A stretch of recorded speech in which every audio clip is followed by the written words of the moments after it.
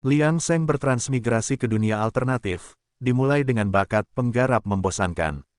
Penggarap membosankan, merujuk pada seseorang dengan hati yang tulus, ketekunan yang tak kenal menyerah, dan kecepatan kultivasi yang sangat lambat. Tidak ada hambatan dalam kultivasinya. Namun, apa pentingnya jika tidak ada hambatan dalam kultivasinya? Memiliki kecepatan kultivasi yang sangat lambat membuat segalanya menjadi sulit. Namun, ketika ia mencapai alam ke-9 dari keabadian mendalam dan menerobos ke alam ke-10, memperpanjang umurnya hingga 20 tahun, ia tiba-tiba menyadari bahwa inilah arti sebenarnya dari tidak ada hambatan dalam kultivasi. Metode kultivasi apapun dapat didorong hingga batasnya dan terus dikembangkan. Karena itu masalahnya, jika satu metode kultivasi umur panjang tidak cukup, maka ia akan berlatih 10 metode. Jika 10 metode tidak cukup, maka ia akan berlatih 20. Singkatnya, ia ingin mencapai keabadian satu bab satu, hanya orang tidak berguna yang terlahir dengan sendok perak di mulut mereka. Penerjemah, 549.690.339. Malam, Dinasti Dayan, Kota Jinzhou, halaman belakang keluarga Liang. Saat ini, malam sudah sunyi, tetapi di satu ruangan, ada aura kematian yang membuatnya tampak lebih menakutkan. Sedikit cahaya bulan tumpah masuk dari jendela, menerangi ruangan, hanya untuk memperlihatkan seorang pemuda berwajah pucat tergeletak di lantai, matanya tertutup rapat karena dia tidak sadarkan diri. Siapa yang tahu berapa lama telah berlalu ketika pemuda itu akhirnya membuka matanya, ekspresi terkejut di wajahnya, segera setelah itu, rasa sakit yang berdenyut datang dari otaknya. Sialan, di bawah rasa sakit yang menyiksa, Liang Sheng secara naluriah ingin meratap, tetapi mendapati bahwa dia bahkan tidak bisa mengeluarkan suara. Segera setelah itu, banjir kenangan yang tidak dikenal langsung masuk ke dalam pikirannya, dan butuh beberapa saat baginya untuk pulih. Apa-apaan ini? Dia benar-benar telah bertransmigrasi, dan itu adalah transmigrasi jiwa dengan nama dan nama keluarga yang sama. Sungguh kurangnya kreativitas. Pantas saja ia tidak bisa bersemangat. Ternyata Liang Sheng awalnya adalah seorang penulis web novel yang gagal di dunia Blue Star. Setelah 3 tahun terus-menerus gagal dan memiliki lebih dari selusin buku, ia akhirnya menyadari sebuah kebenaran di bawah bimbingan seniornya. Memperbarui web novel adalah raja, dan 1 juta dapat menjadi dewa.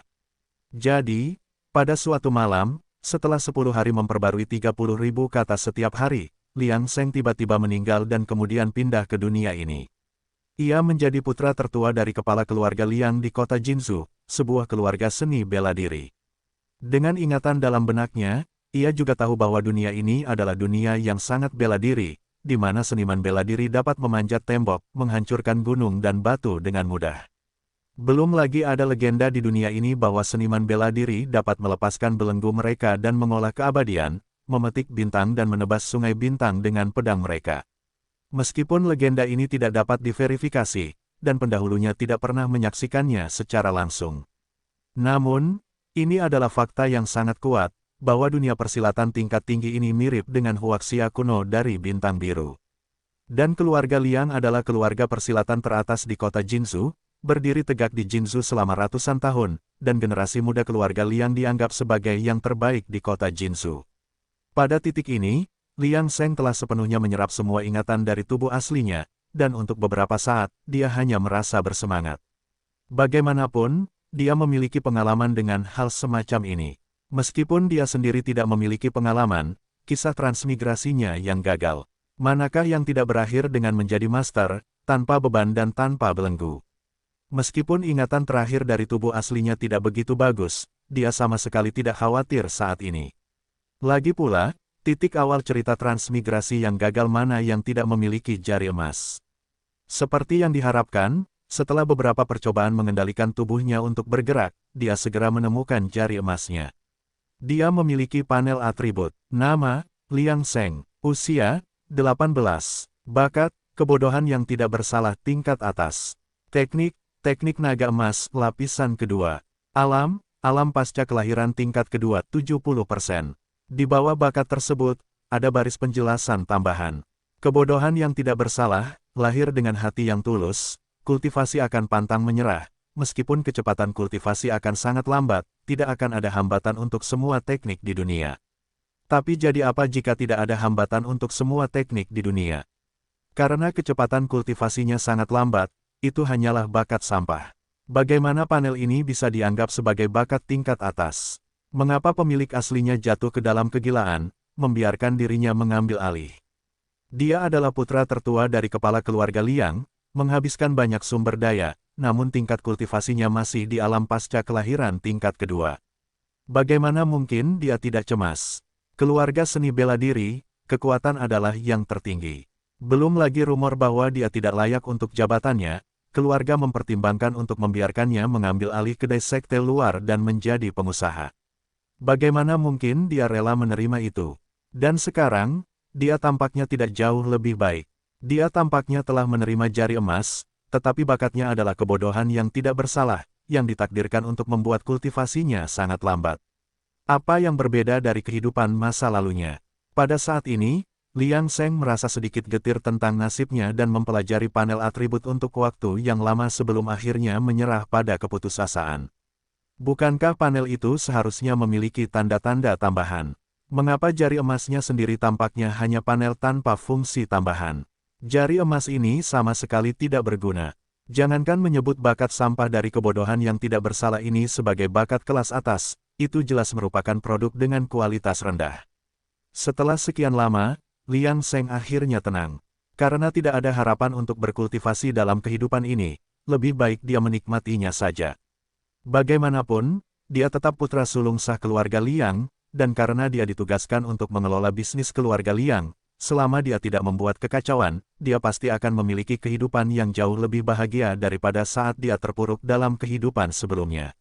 Untungnya, selama 18 tahun terakhir, sejak tubuh aslinya gagal dalam kultivasi seni bela dirinya, meskipun dia adalah putra sulung yang sah, dia selalu bersikap sangat rendah hati dan tidak banyak mengumpulkan sebab dan akibat. Pada saat Liang Seng hampir menemukan cara untuk menjalani kehidupan barunya, suara seseorang berpatroli terdengar dari luar halaman. Saat itu sudah tengah malam, Liang Seng bergegas mandi dan bersiap untuk tidur. Kematian mendadak di kehidupan sebelumnya menjadi pelajaran, dan karena dia telah memutuskan untuk menjalani kehidupan yang santai dan kaya, dia perlu memiliki tubuh yang sehat. Lagi pula, tanpa harapan untuk berkultivasi di masa depan, mungkin dia hanya bisa menghabiskan hari-harinya dengan bermalas-malasan, mendengarkan musik di rumah bordil, dan menjalani kehidupan yang berulang-ulang. Liang Seng berbaring di tempat tidur sambil tersenyum pahit, lalu memejamkan matanya. Dengan ambisi seperti itu, mungkin dia adalah transmigran paling tidak berguna dalam sejarah, aib. Bagi orang-orang seperti dia, dunia ini makmur dalam seni bela diri. Meskipun bakatnya sendiri tidak bagus, jika dia berlatih beberapa metode kultivasi kesehatan, dia seharusnya bisa menikmati beberapa tahun lagi, kan? Keesokan paginya, Liang Seng bangun pagi-pagi, bersiap untuk berjalan-jalan di sekitar kota Jinsu.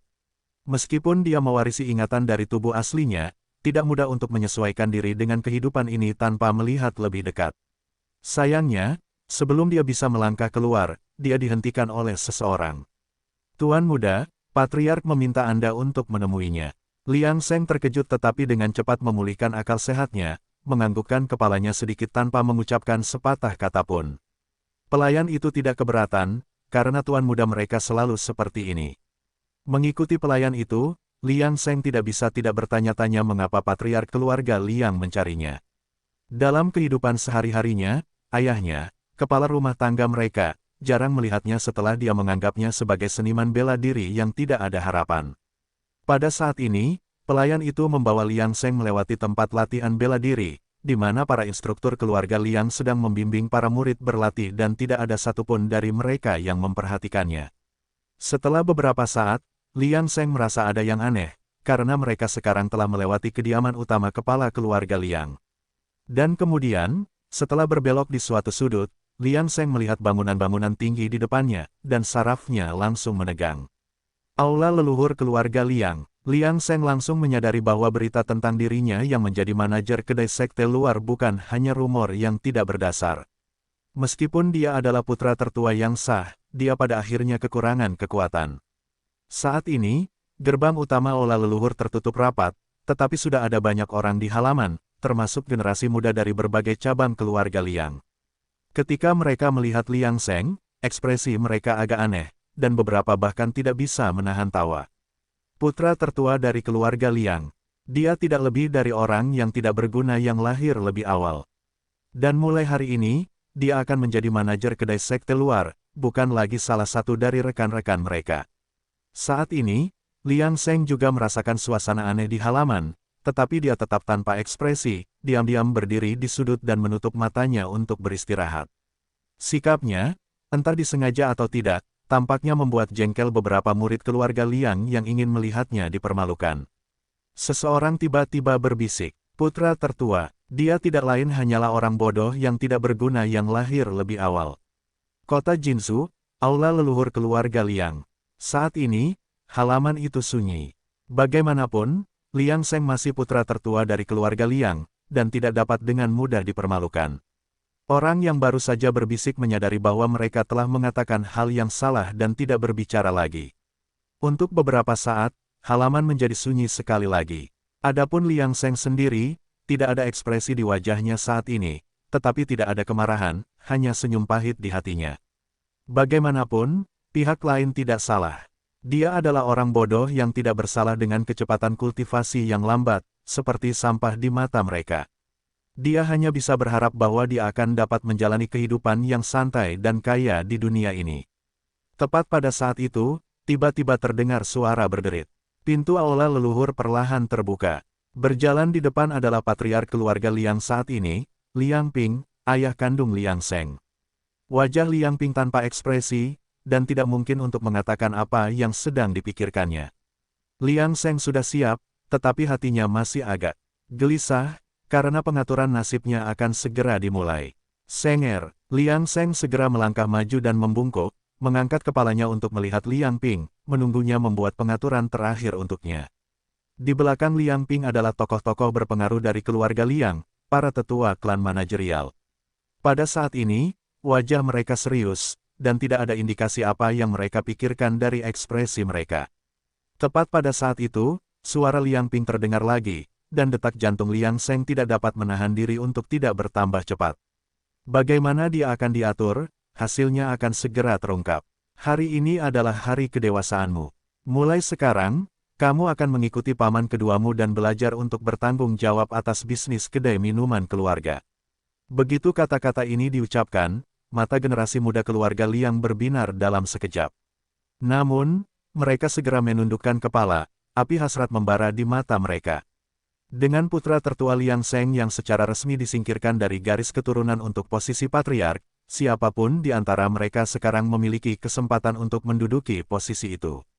Tangan mereka terkepal erat tanpa mereka sadari. Senger mematuhi pengaturan ayah. Entah mengapa, setelah mendengar pengaturannya yang tepat, Liang Seng merasakan kelegaan di hatinya. Mungkin ini sudah menjadi pengaturan terbaik baginya. Mengambil alih kedai sekte luar milik keluarga Liang mungkin tidak begitu mengesankan bagi pewaris utama keluarga Liang, tetapi itu masih merupakan posisi terkemuka di kota Jinsu, memastikan kehidupan tanpa kekhawatiran tentang makanan dan pakaian. Liang Ping melihat sikap tenang Liang Seng dan tidak bisa menahan diri untuk tidak melihat lebih dalam pada putranya yang tidak berguna itu. Dia tidak menyangka dia memiliki temperamen seperti itu. Sayang sekali, sebagai patriark keluarga Liang, dia telah mencurahkan banyak sumber daya untuk putranya di tahun-tahun awalnya, tetapi dia benar-benar tidak memiliki bakat untuk berkultivasi. Bahkan orang biasa akan menerobos ke alam kedua pasca Natal sekarang. Namun, ini juga bagus.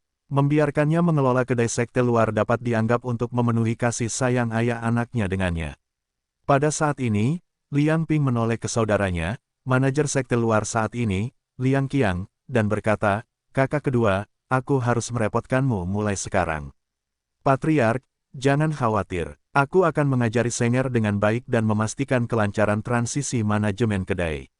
Liang Ping mengangguk dan tidak berkata apa-apa lagi, berjalan menuju pintu keluar aula leluhur. Berbagai tetua klan manajerial mengikutinya dari belakang. Sebelum pergi, Liang Qiang melambaikan tangan ke Liang Seng, menyuruhnya untuk datang kepadanya saat dia senggang, dan bahwa dia akan menyerahkan urusan kedai kepadanya. Saat Liang Ping pergi bersama para manajer, generasi muda di halaman menghela napas lega. Mereka saling memandang, keinginan mereka kini terpendam. "Kakak, saat aku pergi ke kedai untuk minum di masa depan, kamu harus menjagaku, adikmu. Ucapan ini seperti membuka pintu air, dan dalam sekejap, semua generasi muda dari berbagai cabang tersenyum saat melihat Liang Seng. Lagi pula, memiliki saudara yang bukan pesaing dan ayahnya adalah patriark saat ini, setidaknya mereka tidak boleh memiliki konflik meskipun mereka tidak membangun hubungan yang baik.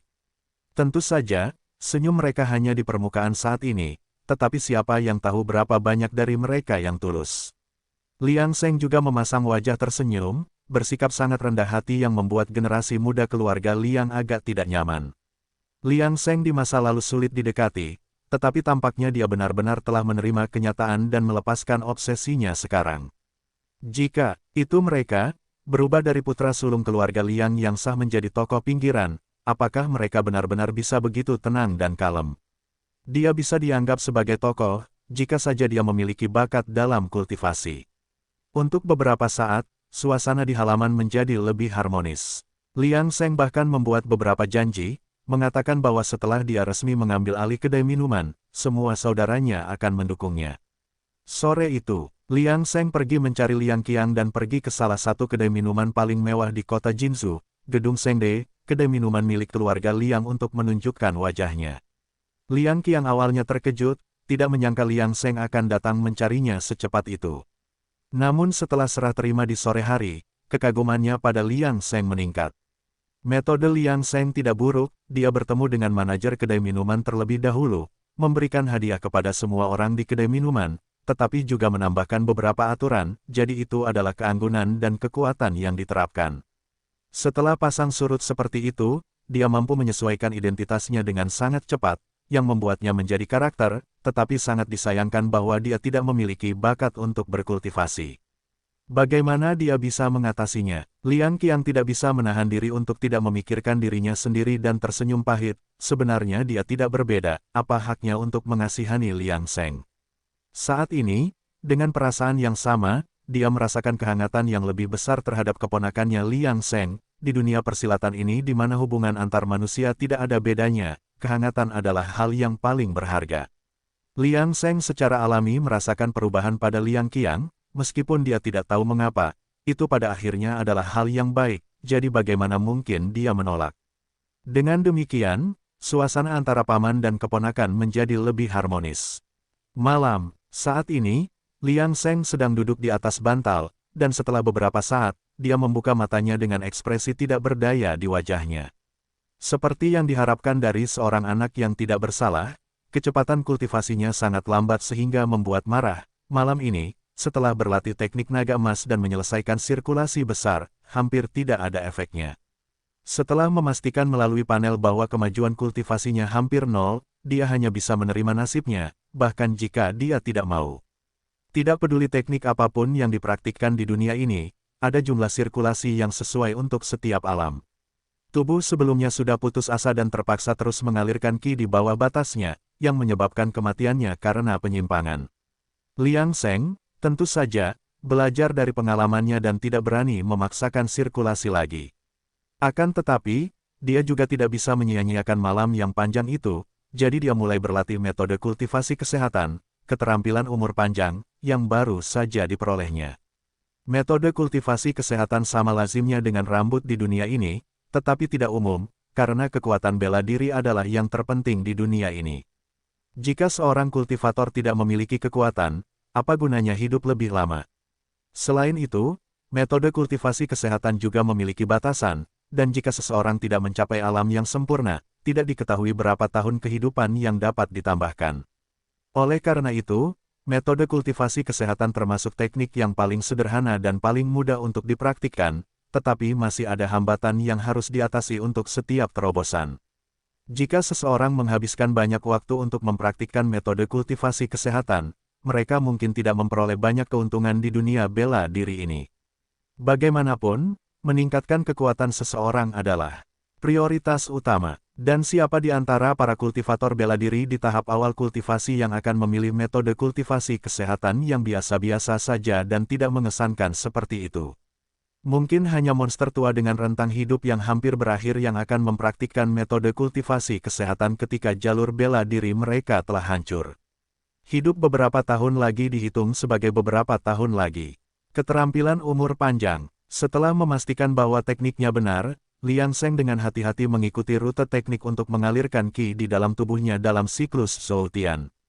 Bahkan jika itu adalah teknik kultivasi kesehatan yang tampaknya jinak, Liang Sheng tetap memperlakukannya dengan hati-hati, karena kultivasi seni bela diri tidak boleh dianggap enteng. Namun, segalanya berjalan jauh lebih lancar dari yang dibayangkan Liang Sheng, sirkulasi qi di dalam tubuhnya sangat lancar, dan setelah sirkulasi besar Zhoutian selesai, qi umur panjang segera diproduksi. Khawatir bahwa emosinya yang berfluktuasi dapat menyebabkan kecelakaan, Liang Sheng dengan paksa menenangkan hatinya yang gembira dan secara bertahap menemukan ketenangan saat ia mengalirkan qi ke seluruh tubuhnya. Setelah lebih dari 1 jam, Liang Sheng, yang telah duduk bersila dengan mata tertutup, membukanya dan menarik napas dalam-dalam, matanya dipenuhi dengan kejutan yang menyenangkan. Lapisan pertama keterampilan umur panjang. Bukankah kecepatan kultivasinya seharusnya sangat lambat? Bagaimana bisa memiliki efek yang begitu mencengangkan? Bahkan jika metode kultivasi kesehatan jauh lebih sederhana dibandingkan dengan teknik ofensif seperti teknik naga emas, seharusnya tidak semudah ini untuk mencapai penguasaan, bukan? Namun, panel atribut di depannya membuktikan bahwa semua ini bukanlah imajinasinya, tetapi kebenaran. Nama, Liang Sheng. Usia, 18. Bakat, kebodohan yang tidak bersalah kelas atas. Teknik, teknik naga emas lapisan kedua, keterampilan umur panjang lapisan pertama. Ranah, seniman bela diri, ranah kedua pasca natal 70%. Kemajuannya di ranah seni bela diri tidak berubah, tetapi fakta bahwa ia telah berhasil memasuki lapisan pertama setelah berlatih keterampilan umur panjang untuk pertama kalinya benar-benar luar biasa. Pada saat ini, kilasan inspirasi muncul di benaknya, sirkulasi qi ranah kedua pasca natalnya dengan keterampilan umur panjang seharusnya memang memiliki efek seperti itu. Ini seperti siswa sekolah menengah dengan nilai buruk yang, terlepas dari kinerja mereka, masih akan menemukan buku teks sekolah dasar sangat mudah dipelajari. Namun, saat tenaga dalam tubuhnya setara dengan tingkatan ilmu bela dirinya, dia mungkin tidak akan bisa menikmati perlakuan seperti itu lagi. Namun, apapun yang terjadi, itu adalah hal yang baik. Lagi pula, semakin lama dia hidup, semakin dia bisa menikmati kehidupan yang mewah dan santai, dan perjalanannya di dunia ini tidak akan sia-sia. Dengan pemikiran ini, Liang Sheng menenangkan dirinya, bergegas mandi, dan berbaring di tempat tidur untuk tidur. Di kehidupan sebelumnya, dia meninggal karena terlalu banyak bekerja dan begadang semalaman. Di kehidupan ini, dia tidak boleh melakukan kesalahan yang sama saat berkultivasi. Sejak saat itu, kehidupan Liang Sheng mulai tenang. Setelah mengambil alih urusan restoran keluarga Liang, dia sepenuhnya menerima nasibnya dan mulai berpartisipasi aktif dalam bisnis tersebut. Lambat laun, orang-orang di keluarga Liang semakin tidak memperhatikannya. Lagi pula, untuk apa mereka peduli dengan seorang manajer restoran keluarga Liang? Lebih dari sebulan kemudian, Liang Sheng meminta balai leluhur untuk pindah dari kediaman keluarga Liang dan mendirikan tempat tinggalnya sendiri. Tidak ada yang menentang ini. Bahkan, kesan mereka terhadapnya justru membaik. Lagi pula, mereka menghargai mantan putra sulung yang begitu bijaksana. Patriark Liang Ping awalnya ragu-ragu, tetapi setelah diingatkan Liang Qiang yang tampaknya tidak disengaja, dia juga percaya bahwa ini memang pilihan terbaik bagi Liang Sheng.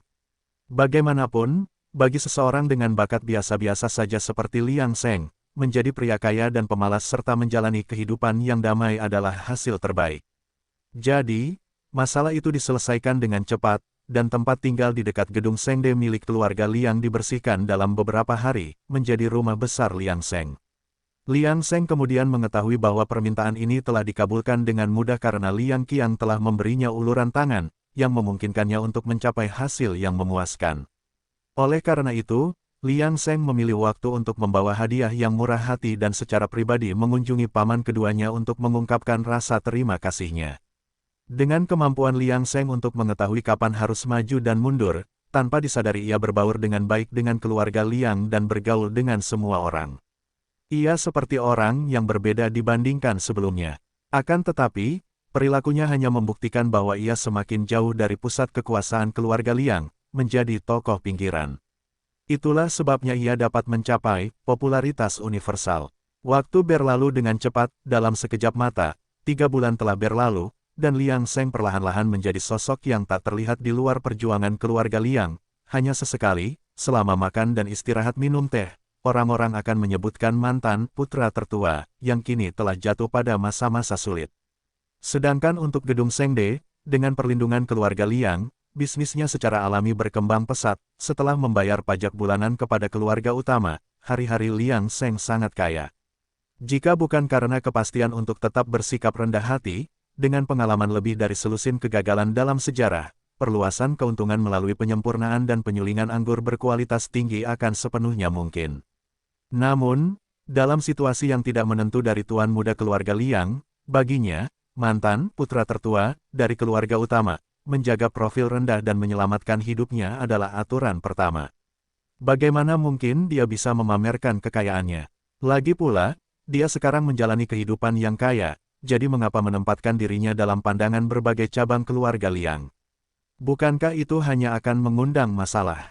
Bahkan di gedung Yichun kota Jinzhou, sosok Liang Seng dapat terlihat, dan kisah-kisah tentang mantan putra tertua keluarga Liang yang menikmati kesenangan yang tidak bermoral dan menghabiskan malamnya di antara bunga-bunga mulai menyebar ke seluruh kota. Tepat ketika semua orang mengira bahwa Liang Seng telah mengundurkan diri untuk menikmati kehidupan biasa yang kaya dan megah, dalam beberapa bulan terakhir ini, dia sebenarnya tidak bermalas-malasan. Dia terus-menerus mengembangkan teknik naga emas dan keterampilan umur panjang metode kultivasi kesehatan. Keputusannya untuk membangun keluarga yang mandiri adalah agar tidak menarik perhatian dan bersembunyi di balik bayangan untuk berkultivasi secara pribadi. Begitu saja, 6 bulan berlalu dalam sekejap mata. Malam ini, Liang Seng duduk bersila di kamarnya, menarik napas dalam-dalam sebelum melanjutkan kultivasinya seperti biasa. Namun, dia tidak bisa menahan perasaan sedikit gembira. Kemajuan teknik naga emas masih sangat lambat, tetapi bagaimanapun juga, itu adalah keterampilan unik keluarga Liang yang telah teruji selama berabad-abad di kota Jinzhou. Tentu saja, tingkat kesulitan kultivasinya jauh lebih tinggi daripada keterampilan umur panjang. Namun, dia tidak tahu apakah dia cocok untuk keterampilan umur panjang atau tidak, tetapi kecepatan kultivasinya sama sekali tidak tampak lambat. Pada saat ini, Liang Seng berusaha keras untuk menenangkan emosinya yang gembira. Setelah hatinya tenang, dia mulai mengedarkan Zoutian untuk mengolah keterampilan umur panjang. Sementara itu, sumber daya yang sebelumnya dicurahkan Liang Ping untuk Liang Seng, dengan menggunakan identitasnya sebagai kepala keluarga, semuanya telah disembunyikan jauh di dalam tubuh Liang Seng, diubah menjadi darah esensi, dan sekarang diserap oleh keterampilan umur panjang. 1 jam kemudian, mata Liang Seng tiba-tiba terbuka, dan auranya melonjak sebelum ditarik kembali ke dalam tubuhnya. Matanya dipenuhi dengan keterkejutan dan kegembiraan. Nama, Liang Seng. Usia, 18. Bakat, kebodohan yang tidak bersalah tingkat atas. Teknik naga emas lapisan kedua, keterampilan umur panjang lapisan ketiga. Alam, seniman bela diri 3 kali lipat pasca Natal, 1%. Liang Seng hanya membutuhkan waktu 1 bulan untuk menerobos ke lapisan kedua dari keterampilan umur panjang, yang dapat dikaitkan dengan fakta bahwa ia telah mencapai alam kedua pasca Natal. Namun, untuk mencapai lapisan ketiga dari keterampilan umur panjang hanya dalam waktu 6 bulan adalah situasi yang tak terbayangkan. Meskipun keterampilan umur panjang adalah metode kultivasi kesehatan dan lebih sederhana daripada teknik ofensif, Liang Seng masih merasa agak tidak percaya bahwa ia dapat mencapai kecepatan kultivasi seperti itu dengan bakat kebodohan yang polos. Apakah ada orang lain yang memiliki perjalanan yang mulus seperti itu? Bagaimanapun, setiap teknik akan menemui hambatan. Jadi, apakah ini penggunaan bakat kebodohan yang polos? Atau haruskah ia juga berterima kasih kepada Liang Ping karena telah memberinya begitu banyak sumber daya di masa lalu? Liang Seng agak terkejut, meskipun ia telah memajukan wilayahnya melalui kultivasi metode kultivasi kesehatan, yang jauh lebih lemah daripada kultivasi teknik naga emas dari wilayah yang sama, itu masih merupakan wilayah 3 kali lipat pasca Natal yang asli. Jadi hari ini adalah hari yang sangat menyenangkan dan meriah. Liang Seng tidak bisa tidur lagi, tetapi ia adalah satu-satunya yang tinggal di halaman belakang. Namun, itu tidak berarti ia tidak memiliki pembantu, mereka hanya tinggal di kamar terpisah di halaman depan. Sang kusir, Ma San, telah menanggalkan pakaiannya dan bersiap untuk beristirahat ketika tiba-tiba Liang Seng memanggilnya di tengah malam untuk bergegas dan mengendarai kereta kuda ke gedung Yichun. Para penjaga patroli kota Jinzhou pada malam hari melihat kereta kuda Liang Seng dan tidak menghentikannya, tetapi mereka dipenuhi dengan rasa jijik di hati mereka. Seperti yang diharapkan, dia adalah sampah keluarga Liang. Malam demi malam dihabiskan untuk menikmati pesta pora, dia mungkin akan mati di perut seorang wanita suatu hari nanti. Adapun Nyonya Gedung Yichun, Nyonya musim semi, matanya langsung berbinar saat melihat kereta kuda Liang Seng diparkir di luar gedung. Seorang pelanggan besar telah tiba. Para wanita, keluar dan sambut tamu. Saat Liang Seng berjalan ke pintu masuk, dia menyeringai dan langsung memeluk Nyonya musim semi, sepenuhnya menunjukkan sifat asli seorang tuan muda yang tidak bermoral. Nona musim semi, seperti biasa. Lagi pula, menikmati anggur, wanita, dan lagu merupakan cara bertahan hidup bagi Liang Seng, yang dulunya adalah putra tertua dalam keluarga seni bela diri. Kota Jinzhou. Malam angin musim semi berlalu. Fajar menyingsing, dan matahari terbit dari timur. Liang Seng menyingkirkan teratai giok yang diletakkan di atasnya, berpakaian, dan acuh tak acuh terhadap mata penuh kebencian. Di tempat tidur, tanpa ragu-ragu, dia berbalik dan langsung pergi. Bagaimanapun, ini hanya bisnis, tidak ada ruang untuk perasaan. Setelah pergi, Liang Seng masuk ke kereta kuda, bermaksud untuk kembali ke rumah besar untuk beristirahat. Akan tetapi, sebelum memasuki rumah besar, dia menerima berita dari seorang pelayan keluarga Liang. Liang Ying dari kamar kedua keluarga Liang, pada usia 16 tahun, telah menerobos ke alam 4 kali lipat pasca Natal, secara resmi mencapai tingkat menengah seni bela diri, akan ada pesta perayaan di kamar kedua keluarga Liang. Liang Ying menduduki peringkat ketiga di antara generasi muda keluarga Liang dan 2 tahun lebih muda dari Liang Seng. Namun, ia kini telah mencapai alam 4 kali lipat pasca Natal meskipun memiliki sumber daya yang jauh lebih sedikit daripada Liang Seng. Inilah kejeniusan keluarga Liang. Pada saat ini, dengan wajah tersenyum, Liang Seng berjanji untuk menghadiri perayaan terobosan Liang Ying. Tidak ada tanda-tanda ketidakpuasan di wajahnya. Setelah pelayan yang menyampaikan berita itu kembali, ia dengan jujur melaporkan reaksi Liang Seng terhadap kamar kedua. Setelah mendengarnya, termasuk Liang Ying, semua orang tidak dapat menahan senyum. Putra sulung sah dari patriark sebelumnya memang tahu tempatnya dan tidak memiliki ambisi yang tidak semestinya. Ketika Liang Seng mengirimkan hadiah ucapan selamat, ia tiba-tiba melihat Liang Ping, patriark keluarga Liang, yang sudah lama tidak ia temui. Ia tidak menyangka bahwa Liang Ping akan hadir secara langsung. Liang Ping tentu saja melihat Liang Seng juga. Namun, ayah dan anak itu hanya bertukar sapaan singkat dan tidak terlibat dalam percakapan yang mendalam. Lagi pula, bahkan jika mereka ingin berbicara, apa yang dapat mereka katakan dalam situasi seperti itu? Di pesta itu, generasi muda keluarga Liang tampak harmonis di permukaan, tetapi Liang Seng dapat melihat bahwa banyak orang memandang Liang Ying, yang menjadi pusat perhatian, dengan rasa iri, ingin menggantikannya. Tampaknya persaingan di antara generasi muda keluarga Liang tidak akan berhenti sampai pewaris akhirnya ditentukan dan mungkin menjadi lebih kejam. Tentu saja, beberapa orang di pesta itu memiliki pemikiran yang berbeda. Meskipun bakat mereka rata-rata, mereka merasa lebih unggul dibandingkan dengan Liang Seng, dengan sedikit provokasi di mata mereka. Namun, memperhatikan ekspresi acuh tak acuh Liang Seng, mereka merasa bosan dan memutuskan untuk tidak memperhatikannya lebih jauh. Perjamuan berakhir dengan sukses di tengah suasana yang meriah. Seperti yang diharapkan Liang Seng, persaingan di antara generasi muda keluarga Liang semakin ketat setelah perjamuan. Namun, hal itu tidak relevan bagi Liang Seng, yang sekarang hanya ingin tetap bersembunyi di sudut, menjauh dari perhatian, dan diam-diam tumbuh lebih kuat. Waktu berlalu dengan cepat, dan 7 tahun berlalu dalam sekejap mata. Kota Jinzhou, aula leluhur keluarga Liang. Keluarga Liang berkumpul di aula leluhur mereka, di mana mereka akan menyaksikan kelahiran pewaris baru. Adapun Liang Seng, yang sekarang berdiri di sudut, tidak ada yang memperhatikannya. Lagi pula, siapa yang akan mengingat seorang manajer kedai yang terjebak di alam pasca Natal tingkat kedua setelah 7 tahun? Dengan panel atribut, tidak ada yang bisa melihat kekuatan Liang Seng yang sebenarnya. Tidak ada yang tahu bahwa dia telah berubah drastis sejak masa lalu. Pada saat ini, Liang Ping secara pribadi menggantungkan liontin giok, yang melambangkan identitas tuan muda, di pinggang Liang Ying di depan para tetua dan manajer keluarga. Liang Ping menatap Liang Ying yang bersemangat di depannya, menepuk bahunya, dan mendesah dalam hatinya. Andai saja itu adalah putranya sendiri. Memikirkan hal ini, dia tidak dapat menahan diri untuk tidak melirik ke sudut. Pada akhirnya, dia hanya dapat menghibur dirinya sendiri, merasa beruntung karena dapat menjalani kehidupan yang damai. Lagi pula, selama 7 tahun ini, beberapa keturunan terkemuka dari keluarga Liang telah mengalami kecelakaan. Mengenai alasannya, setelah penyelidikan yang sia-sia, hal itu tidak terungkap. Sebenarnya, semua orang tahu apa yang terjadi. Hanya saja pada akhirnya, Liang Ying dari kamar kedua yang tertawa terakhir. Namun, Liang Ying memang pantas mendapatkan identitas tuan muda keluarga Liang. Pada usia 23 tahun, dia telah mencapai alam ke-6 pasca Natal yang lengkap dan merupakan keturunan paling terkemuka dari keluarga Liang dalam 100 tahun.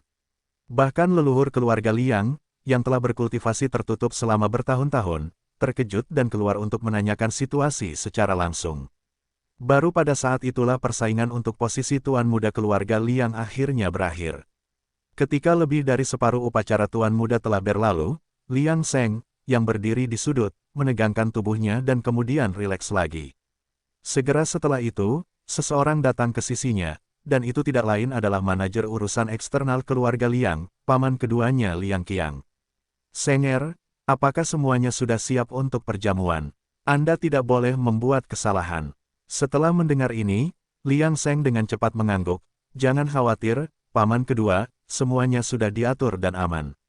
Liang Qiang merasa tenang melihat kepercayaan diri Liang Sheng, lagi pula, dia telah menyaksikan penampilannya selama 7 tahun terakhir. Meskipun Liang Sheng tidak memiliki bakat bela diri, dia memang ahli dalam mengelola kedai minuman, bisnisnya berkembang pesat dan menghasilkan pendapatan yang membuat berbagai cabang keluarga Liang iri. Justru karena perjamuan hari ini begitu penting sehingga dia tidak dapat menahan diri untuk tidak menanyakannya secara pribadi, jika tidak, dia tidak akan khawatir sama sekali. Mengenai pengaturan perjamuan, tidak ada masalah. Para murid dari berbagai cabang keluarga Liang saling berdentingkan gelas dan berbicara dengan gembira, menciptakan suasana yang harmonis. Fokus perjamuan itu, tentu saja, adalah Liang Ying. Sekarang, semua kompetisi telah berakhir, dan dia telah dengan kuat mengamankan posisi tuan muda keluarga Liang. Tidak peduli apakah orang lain memiliki niat lain atau tidak, setidaknya di permukaan, semua orang sangat menghormatinya. Namun, Liang Sheng yang telah mengatur jamuan makan itu kini duduk di pojok, memperhatikan Liang Ying yang sedang menikmati sorotan lampu, hatinya setenang anjing tua. Tidak seorang pun tahu betapa menakjubkan kemajuan Liang Sheng dalam 7 tahun ini. Jika ada yang bisa melihat menembus alamnya, mereka mungkin akan terkejut saat itu juga. Tahap 5 pasca Natal, itu benar, setelah 7 tahun berhibernasi, panel atribut Liang Sheng telah berubah total dibandingkan dengan 7 tahun yang lalu. Nama, Liang Sheng, usia, 25, bakat, kebodohan yang tidak bersalah kelas atas. Teknik, teknik naga emas lapisan keempat, keterampilan umur panjang, lapisan ke-9. Alam, ahli bela diri tahap kelima pasca Natal, 25%. Meskipun teknik kultivasi rentang hidup sederhana, mencapai tahap ke-9 tertinggi dari keterampilan umur panjang hanya akan mencapai alam kelima pasca Natal. Namun, ketika ia berhasil menembus lapisan ke-9, Liang Sheng merasakan firasat misterius bahwa rentang hidupnya telah meningkat 10 tahun penuh. Ini masih merupakan hasil dari lapisan awal keterampilan umur panjang yang mengisi rentang hidup yang telah berkurang karena kultivasi paksa sebelumnya. Kalau tidak, rentang hidup yang meningkat akan lebih banyak. Lagi, pikirannya sebelumnya juga dikonfirmasi, mengolah teknik naga emas dengan alam yang lebih tinggi memang akan menghasilkan hasil 2 kali lipat dengan setengah usaha. Bahkan Liang Sheng sendiri tidak menduga hasil ini, bahwa tidak akan ada hambatan kultivasi untuk kebodohan yang tidak bersalah, dan mengolah keterampilan umur panjang akan berjalan dengan sangat lancar. Sekarang, bahkan jika dibandingkan dengan murid-murid biasa dari keluarga Liang, Liang Sheng akan dianggap setara dengan mereka. Lagi pula, banyak anggota keluarga Liang yang lebih muda belum mencapai alam 5 kali lipat pasca Natal. Namun, jurus umur panjang tidak memiliki banyak kekuatan tempur. Dengan teknik naga emas yang sama di lapisan keempat, kekuatan tempur Liang Sheng tidak jauh berbeda meskipun memiliki lebih banyak energi internal. Ketika perjamuan berakhir, Liang Sheng, sebagai manajer kedai minuman, mengurus detail terakhir. Pada saat dia kembali ke rumahnya, bulan sudah tinggi di langit malam. Mulai sekarang, Liang Ying akan menjadi tuan muda keluarga Liang, dan Liang Sheng tidak memiliki dendam mengenai hal ini. Ketika dia kembali ke kamarnya, dia masih mengikuti kebiasaannya selama 7 tahun terakhir, duduk bersila dan mengolah teknik naga emas. Setelah menyelesaikan sirkulasi besar teknik naga emas, dia secara tidak sadar terus mengolah jurus umur panjang. Meskipun dia telah mencapai alam tertinggi, itu telah menjadi kebiasaan. Tetapi pada saat berikutnya, wajah Liang Sheng tiba-tiba berubah. Boom! Dalam sekejap, ada suara gemuruh di dalam tubuh Liang Sheng. Jika bukan karena fitur penyembunyian panel atribut, dia pasti sudah membuat keributan sekarang. Ketika semuanya tenang, wajah Liang Sheng penuh dengan keterkejutan, diikuti oleh kegembiraan di dalam hatinya. Mungkinkah ini cara yang benar untuk mengaktifkan bakat kebodohan yang polos? Karena pada saat ini, panel atributnya dengan jelas menunjukkan keterampilan umur panjang, lapisan ke-10. Di saat yang misterius ini, umur Liang Sheng meningkat 20 tahun lagi. Nama, Liang Sheng. Usia, 25. Bakat, kebodohan yang tidak bersalah, kelas atas. Teknik, teknik naga emas, lapisan ke-4, keterampilan umur panjang, lapisan ke-10. Alam, seniman bela diri lapisan ke-5 pasca Natal, 40%. Awalnya, alam keterampilan umur panjang tertinggi adalah lapisan ke-9, tetapi sekarang Liang Sheng telah secara paksa mengolahnya ke lapisan ke-10, meningkatkan masa hidupnya hingga 20 tahun lagi. Jadi ini adalah arti dari, semua hukum di dunia tidak memiliki hambatan. Bukan hanya tidak akan ada hambatan selama kultivasi, tetapi juga kemampuan untuk menembus batas teknik dan terus berkultivasi. Dalam 7 tahun kultivasi diri ini, dari alam 3 kali lipat pasca Natal ke alam 5 kali lipat pasca Natal, masa hidupnya telah meningkat total 30 tahun, yang merupakan keuntungan besar tidak peduli bagaimana Anda melihatnya. Bahkan jika dia terus berkultivasi perlahan dengan metode kultivasi kesehatan yang lemah ini, masa hidupnya akan terus meningkat, dan itu akan tetap menguntungkan. Belum lagi dia juga dapat menggunakan alam seni bela diri yang lebih tinggi untuk mengolah teknik naga emas, dan hasilnya berlipat ganda dengan setengah usaha. Semakin Liang Sheng memikirkannya, semakin bersemangat dia, dengan jantungnya berdetak lebih cepat. Pada saat itu, dia tiba-tiba mendapat ilham sekilas, dan seluruh tubuhnya membeku di tempat. Kemudian dia tiba-tiba mengangkat tangannya dan menamparkan dirinya sendiri, yang sangat keras di malam yang sunyi. Pada akhirnya, penglihatannya masih terlalu dangkal. Ada begitu banyak metode kultivasi kesehatan, mengapa dia hanya bisa mengolah satu keterampilan umur panjang? Dia bukan orang biasa, karena kecepatan kultivasinya, lambat karena bakatnya dalam kebodohan yang tidak bersalah, tetapi tidak ada hambatan dalam semua hukum dunia, mengapa tidak mengolah beberapa metode kultivasi kesehatan pada saat yang sama. Terlebih lagi, dengan keterampilan umur panjang lapisan ke-10-nya yang maju ke lapisan ke-5 pasca Natal seniman bela diri, bukankah akan mudah untuk memulai dari awal dan mengolah metode kultivasi kesehatan lainnya? Semakin dia memikirkannya, semakin dia merasa bahwa ini adalah metode kultivasi yang paling benar. Jika rentang hidupnya dapat terus meningkat, bukankah keabadian akan segera tercapai? Tentu saja, ini hanyalah rencana yang paling ideal. Pasti akan ada banyak liku-liku, tetapi jalan ke depan sudah jelas, dan yang perlu dia lakukan hanyalah melangkah selangkah demi selangkah. Sayangnya, sekarang kultivasi teknik naga emas dan keterampilan umur panjang sudah memakan waktu hampir 1 jam di malam hari, dan jika dia mengolah beberapa metode kultivasi kesehatan lagi, dia mungkin akan memiliki lebih sedikit waktu luang untuk dihabiskan di rumah bordil sambil mendengarkan musik. Namun, jika rencananya benar-benar terwujud, maka waktu tidak lebih dari sekadar serangkaian angka di depannya, dan dia bisa bernyanyi dan menari setiap malam tanpa masalah. Keesokan paginya, Liang Sheng mengirim seseorang untuk mengumpulkan semua metode kultivasi kesehatan di kota Jinzhou, termasuk teknik-teknik seperti seni evergreen dan teknik napas kura-kura. Pada akhirnya, dia memperoleh total 9 metode kultivasi kesehatan yang tersebar luas. Meskipun ini menarik perhatian banyak orang, mereka tidak menganggapnya serius, karena bagaimanapun juga, itu hanyalah teknik kultivasi kesehatan yang sepele. Terus terang, apakah itu bisa membunuh seseorang? Di mata para kultivator seni bela diri, ini hanyalah teknik-teknik rendahan yang digunakan oleh orang-orang tua dengan rentang hidup terbatas untuk memperpanjang hidup mereka. Beberapa bahkan berspekulasi dengan jahat apakah Liang Seng terlalu sering mengunjungi gedung Yichun dalam beberapa tahun terakhir, yang menyebabkan kehilangan vitalitas yang signifikan dan memaksanya untuk menebus kerugiannya. Liang Seng tidak peduli dengan gosip yang menyebar di dunia luar, dan pada kenyataannya, dia tidak bisa meminta situasi yang lebih baik. Pada hari-hari berikutnya, rutinitas Liang Seng tetap sama seperti sebelumnya, mengunjungi gedung Yichun sesekali, dan lama-kelamaan tidak ada yang memperhatikan tindakannya sebelumnya. Pada siang hari, dia akan menyempatkan diri untuk memeriksa bisnis di gedung Sengde, menyapa tamu-tamu yang dikenalnya, dan bahkan menemani mereka minum. Pelanggan lama mana yang sering datang ke gedung Sengde yang bisa dianggap sederhana. Belum lagi, pada siang hari mereka minum di bar dan pada malam hari mereka minum di tempat hiburan. Bahkan jika mereka hanya teman minum, persahabatan mereka tidak akan biasa-biasa saja setelah waktu yang lama. Bagaimanapun, mereka adalah laki-laki. Setelah berurusan dengan pelanggan tetap di bar, Liang Seng memerintahkan makanan berlebih dari dapur untuk diberikan kepada para pengemis di luar bar, meninggalkannya di tengah-tengah pengemis yang bersujud. Liang Seng tidak terlalu peduli dengan ini, itu hanya usaha kecil dari pihaknya dan dia bahkan terkadang memberi hadiah kepada para pengemis dengan sisa makanan dari pelanggan.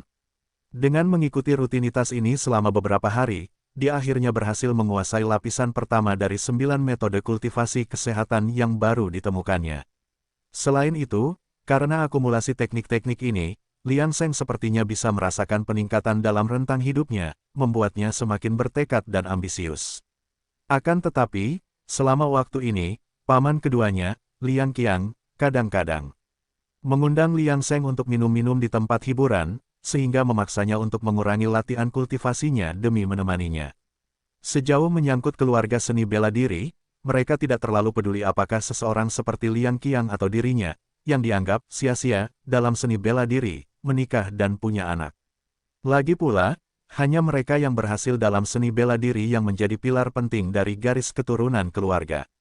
Mereka hanyalah antek-antek mereka, dan kegagalan Liang Qiang untuk menikah dan punya anak bahkan merupakan situasi yang disambut baik oleh cabang-cabang keluarga lainnya.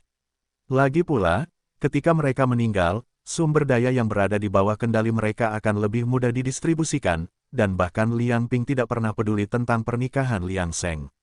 Meskipun dia adalah ayah kandung Liang Seng, dia pertama dan terutama adalah patriark keluarga Liang, sebuah klan seni bela diri, dan telah lama berhenti menjadi ayah bagi satu orang. Inilah artinya berasal dari keluarga seni bela diri.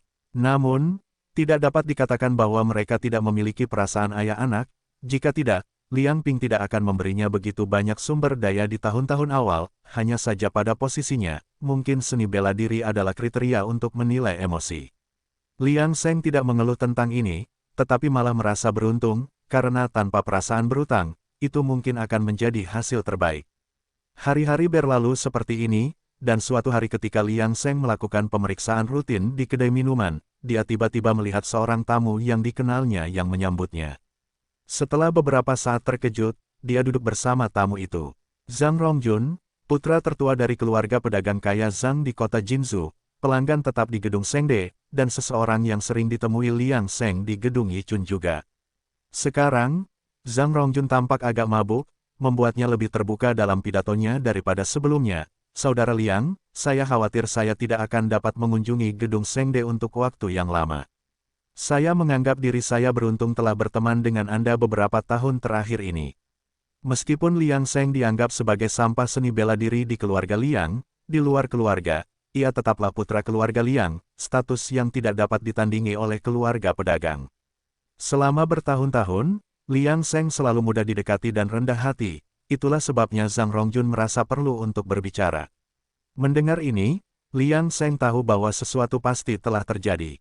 Seperti yang diharapkan, Zhang Rongjun melanjutkan, ayah saya sakit parah, dan saya khawatir dia tidak akan hidup lebih lama lagi.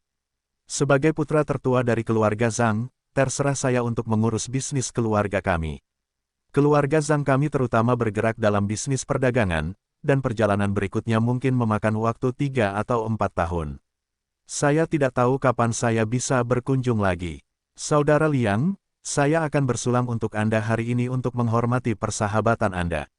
Ketika saya kembali lain waktu, saya pasti akan mengundang Saudara Liang ke gedung Yichun untuk berpesta malam ini. Zhang Rongjun menghabiskan minumannya dalam satu tegukan, dan Liang Seng juga menghabiskan minumannya tanpa dibuat-buat. Kalau begitu, saya tidak akan munafik. Saya berharap saudara Zhang memiliki perjalanan yang lancar dan banyak rejeki. Tidak butuh waktu lama bagi Zhang Rongjun untuk mabuk berat dan digendong ke kereta kuda oleh para pelayannya. Liang Seng mengikutinya sampai ke pintu masuk dan melihat kereta itu pergi dari kejauhan. Ayah Zhang Rongjun juga dianggap sebagai legenda di kota Jinzhou, karena telah membangun kekayaan yang sangat besar dari nol. Namun, sekarang, apa gunanya? Semua itu, apakah dia masih bisa lolos dari nasib berubah menjadi debu dan menyatu dengan awan? Bahkan setelah Zhang Rongjun menghabiskan sisa hidupnya dengan bekerja keras, nasibnya pada akhirnya akan tetap sama. Pada saat ini, Liang Seng bertekad lebih dari sebelumnya untuk tidak menyia-nyiakan kesempatan yang telah diberikan kepadanya dan akan berusaha keras untuk mencari tahu rahasia umur panjang. Dalam sekejap mata, musim gugur telah tiba. Zhang Rongjun telah meninggalkan kota Jinzhou untuk berbisnis. Liang Seng hampir tidak dapat mengingat penampilannya. Hari-harinya tetap monoton, berkultivasi, memeriksa kedai minuman, dan mendengarkan musik di rumah bordil. Namun, Liang Seng menikmati kegiatan-kegiatan ini. Kehidupan tanpa perubahan adalah kehidupan yang terbaik. Pada saat ini, Liang Seng sedang mengolah 10 metode kultivasi kesehatan secara bersamaan. Meskipun kemajuan kultivasinya sangat lambat, tidak ada hambatan, dan dia dapat merasakan rentang hidupnya secara bertahap meningkat. Mengapa tidak berbahagia? Mengenai teknik naga emas, kemajuannya sangat lambat, tetapi juga stabil dan tanpa hambatan apapun. Jika dia dapat menerobos ke alam ke-6 pasca Natal dalam seni bela dirinya, teknik naga emas kemungkinan akan segera mencapai tingkat ke-6. Waktu berlalu dengan tenang, dan pada hari ini, paman kedua Liang Qiang tiba-tiba datang menemuinya di malam hari. Senger, jangan keluar malam-malam selama periode ini. Aku tidak bisa menjelaskan alasannya dengan jelas, tetapi kamu sebaiknya tidak pergi ke gedung Yichun. Ketika sudah aman untuk pergi lagi, aku akan memberitahumu. Hubungan Liang Qiang dengan Liang Seng menjadi lebih hangat selama bertahun-tahun, dan Liang Seng bisa merasakan keseriusan dalam nada bicaranya, tidak berani ceroboh. Apakah ada semacam perubahan di kota Jinzhou? Kalau tidak, mengapa Liang Qiang begitu berhati-hati? Bagaimanapun, dia adalah manajer urusan eksternal keluarga Liang di kota Jinzhou. Meskipun tingkat kultivasinya hanya di alam 5 kali lipat pasca Natal, dan dia kesulitan untuk menerobos, hampir tidak ada seorang pun di kota Jinzhou yang berani mengganggu Liang Qiang. Setelah bergegas pergi, Liang Seng tidak bisa menahan diri untuk tidak lebih waspada. Sayangnya, dia berada di posisi yang rendah, tidak dapat memperoleh informasi orang dalam apapun, jadi dia hanya bisa lebih berhati-hati sendiri. Untuk periode waktu ini, akan lebih baik untuk tidak pergi ke gedung Yichun. Keselamatan adalah yang utama. Liang Qi, putra tertua dari keluarga ketiga, berada di alam 5 lapis pasca Natal. Pada generasi ini, kultivasinya hanya berada di bawah beberapa anggota keluarga Liang yang lebih muda, seperti Liang Ying. Sejak Liang Ying ditetapkan sebagai tuan muda keluarga Liang, Liang Qi semakin sering mengunjungi gedung Sengde. Karena Liang Seng selalu akomodatif, Liang Qi yang dulunya pendendam kini memiliki persahabatan yang simpatik dengan mantan putra sah tertua ini. Pada saat ini, Liang Qi melihat Liang Seng dan tertawa. Saudara Seng, Anda benar-benar berbakat, Anda hanya butuh beberapa tahun untuk membuat bisnis kedai ini berkembang pesat. Saudara Qi, Anda bercanda. Ini semua hal sepele, saya hanya memfokuskan semua energi saya di sini. Selain itu, bahkan jika itu bukan aku, siapapun dengan sedikit usaha lebih dapat mencapai ini. Setelah mendengar ini, Liang Qi menggelengkan kepalanya sambil tersenyum dan tidak melanjutkan pembicaraan. Jika sesederhana itu, mengapa keluarga tidak pernah keberatan dengan Liang Seng, seorang seni bela diri tingkat 2 yang mengelola gedung Sengde begitu lama? Pada saat ini, dia melirik sekeliling dan kemudian menatap Liang Seng dengan penuh arti sebelum tertawa dan langsung memasuki ruang pribadi yang sebelumnya. Ditempati. Tentu saja, Liang Seng secara pribadi menemaninya. Pada saat ini, wajah Liang Qi muram, seolah-olah ada sesuatu dalam pikirannya. Setelah beberapa gelas anggur, Liang Qi secara bertahap rileks dan mulai mencurahkan isi hatinya. Baru pada saat itulah Liang Seng mengerti apa yang sedang terjadi. Wajah Liang Qi tidak terlihat bagus. Mungkin karena mabuk dan santai, dia melingkarkan lengannya di bahu Liang Seng. Beberapa hari terakhir ini, keluarga telah memutuskan untuk membentuk aliansi pernikahan dengan keluarga Wu. Tuan muda kita, Liang Ying, akan segera menikahi putri kedua dari kepala keluarga Wu.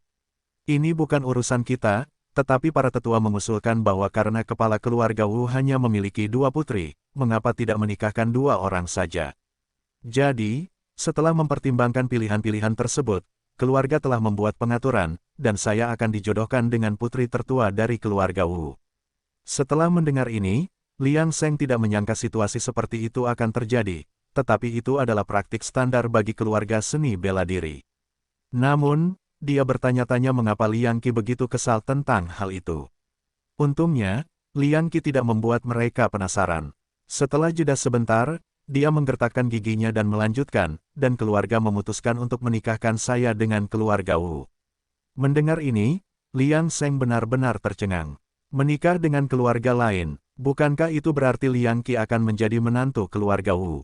Kebebasan macam apa yang akan tersisa baginya? Tidak heran Liang Qi begitu tertekan. Pria manapun yang menghadapi situasi ini akan frustrasi. Pada saat ini, Liang Qi tampaknya sedang mencari seseorang untuk melampiaskan kekesalannya. Setelah mengungkapkan kebenaran dan di bawah pengaruh alkohol, dia hanya mengeluarkan semua pikiran batinnya. Dan aku bahkan tidak bisa menolaknya. Aku bersaing terlalu ketat dengan Liang Ying untuk posisi tuan muda, dan aku bisa membayangkan berakhir seperti ini. Aku hanya bisa mematuhi pengaturan keluarga. Apakah kamu tahu mengapa keluarga Liang dan Wu memutuskan untuk bergabung bersama saat ini? Itu karena kepala keluarga Gao, Gao He, telah menerobos ke 9 alam pasca Natal. Satu keluarga dengan 2 orang di 9 alam, unik di kota Jinzhou. Patriark kita dan patriark keluarga Wu sama-sama masih terjebak di level ke-8, pasca kelahiran, dan hanya leluhur kita yang berhasil menembus 9 alam. Jika kedua keluarga tidak bekerja sama saat ini, keluarga Gao mungkin akhirnya akan mendominasi kota Jinzhou.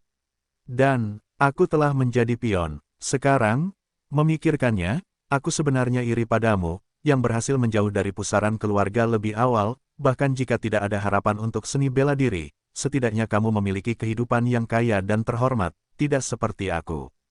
Liang Qi minum secangkir anggur lagi setelah mengatakan ini, tidak merasakan apapun selain kepahitan.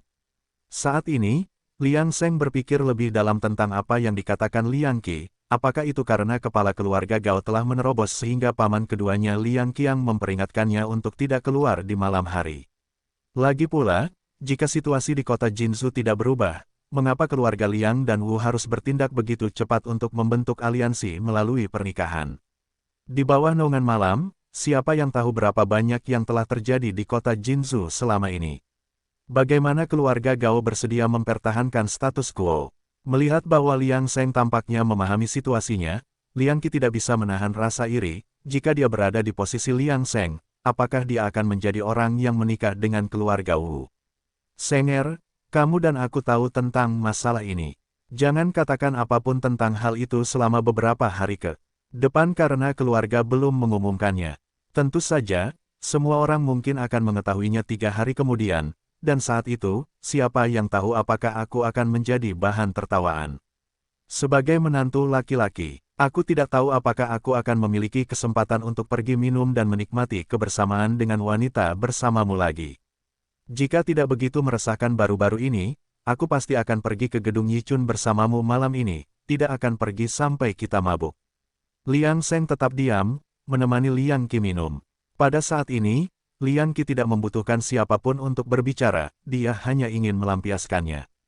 Ketika seorang pelayan dari rumah Liang Qi mengetuk pintu kamar pribadi untuk melaporkan bahwa keluarga sedang mencarinya, Liang Qi tersenyum kecut kepada Liang Seng dan pergi.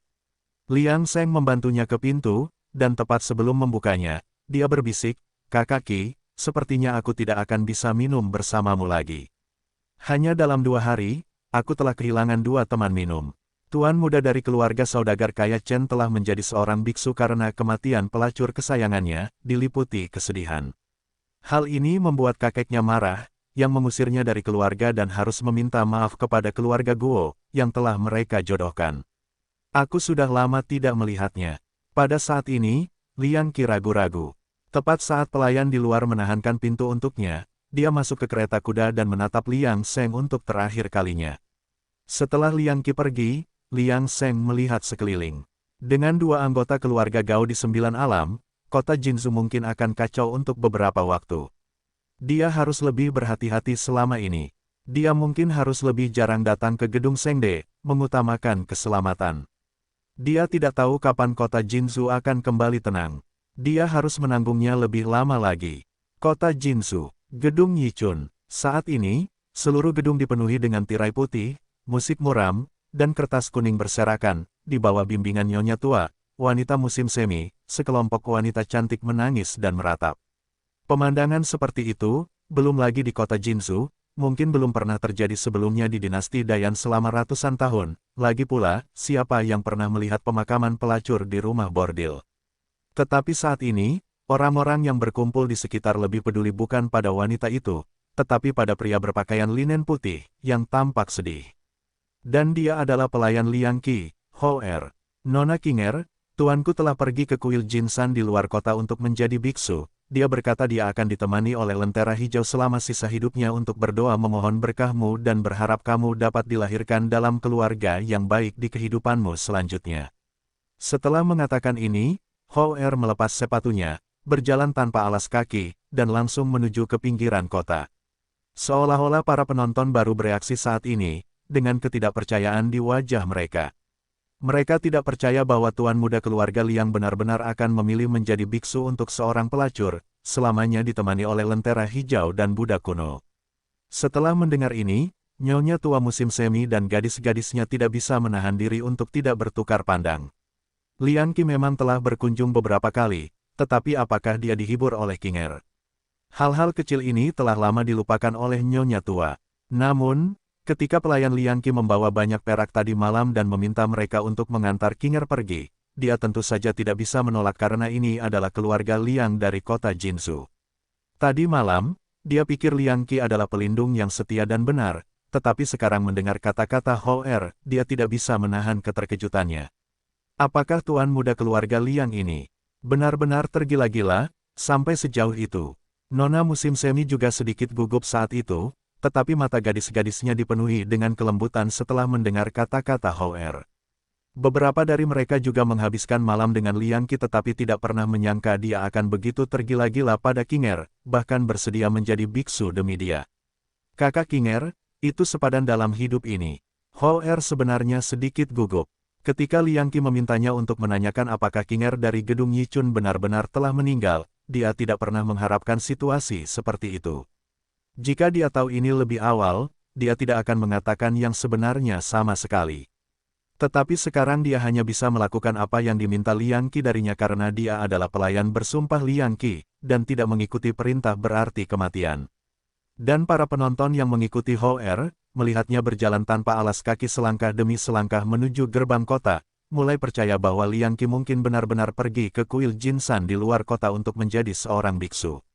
Seorang tuan muda dari keluarga Liang, yang telah menikmati kekayaan dan kehormatan yang tak terbatas, sekarang bersedia menjadi biksu Buddha untuk seorang pelacur. Jika itu bukan kebodohan, apa itu? Kemungkinan besar ketika keluarga Liang mengetahuinya, mereka akan malu padanya dan bahkan mengusirnya dari keluarga, dan dia tidak akan lagi menjadi anggota keluarga Liang.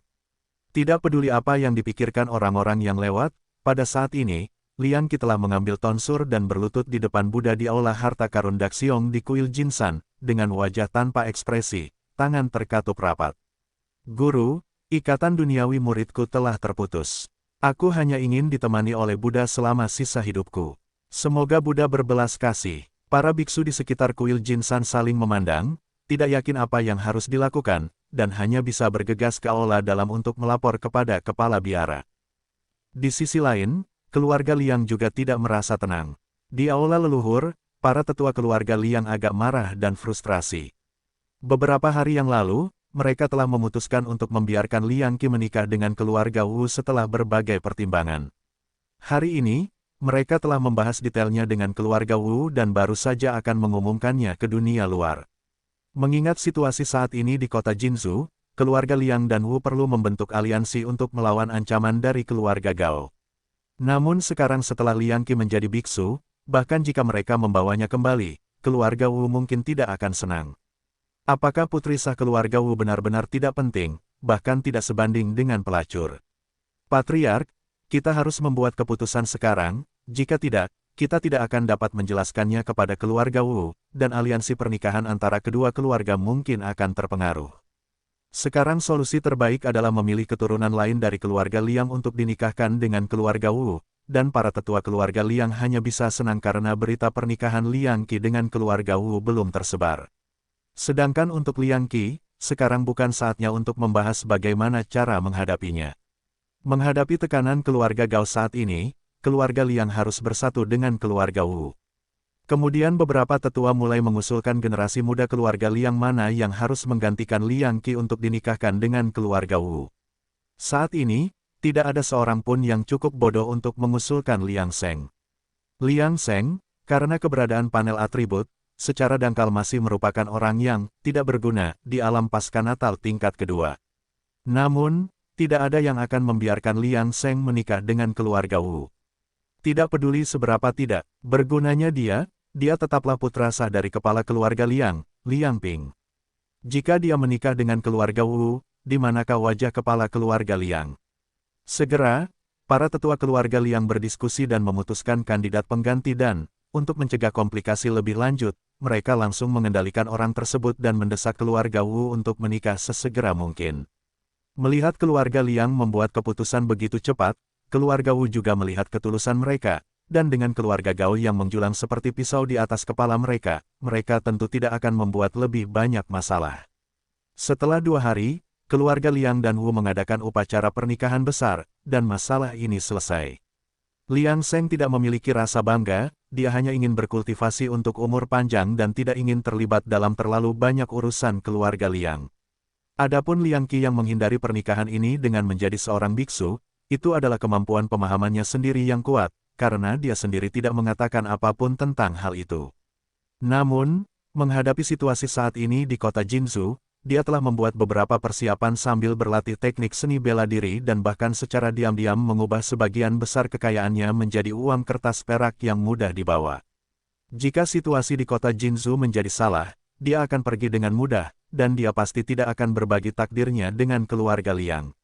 Saat ini, situasi kota Jinzhou jauh lebih tegang daripada sebelumnya, dengan lebih banyak orang membawa senjata di jalan. Sekarang, Liang Sheng mencoba untuk tinggal di rumah sebisa mungkin. Tuan muda, saat ini, Ma San bergegas masuk ke ruangan dengan ekspresi agak panik. Liang Sheng tidak bisa menahan perasaan sedikit gugup dan bertanya, apakah terjadi sesuatu. Ma San telah melaksanakan perintahnya akhir-akhir ini, mengamati pergerakan kota, dan mengangguk dengan berat. Tuan muda, seperti yang Anda duga, puluhan orang tewas di Jalan Goulan hari ini, semuanya dari 3 keluarga besar. Saat pertempuran berakhir, kantor pemerintah daerah mengirim orang untuk membersihkan. Liang Sheng menatap langit, dan hari masih siang, peristiwa besar seperti itu telah terjadi, tampaknya konflik antara 3 keluarga besar benar-benar meningkat. Dalam beberapa hari ini, beritahu orang-orang di mansion untuk tidak keluar. Jika mereka keluar tanpa izin, mereka akan menanggung akibatnya, dan tidak boleh kembali lagi setelahnya. Baik, Tuan muda, setelah Ma San pergi, wajah Liang Sheng menjadi gelap. Untungnya, dia sudah siap, dan makanan yang disimpan di rumahnya cukup untuk dimakan mansionnya selama setengah tahun. Dia hanya berharap kebakaran dari 3 keluarga besar tidak membakar kediamannya sendiri. Secara teori, ini adalah pusat kota, dan mereka mungkin tidak akan melakukan hal yang berlebihan. Lagi pula, selama leluhur dari 3 keluarga besar masih ada, tidak akan sampai pada titik hidup dan mati di antara mereka. Keluarga mereka telah berdiri dengan bangga di kota Jinzhou selama bertahun-tahun, dan ini bukan pertama kalinya situasi serupa terjadi.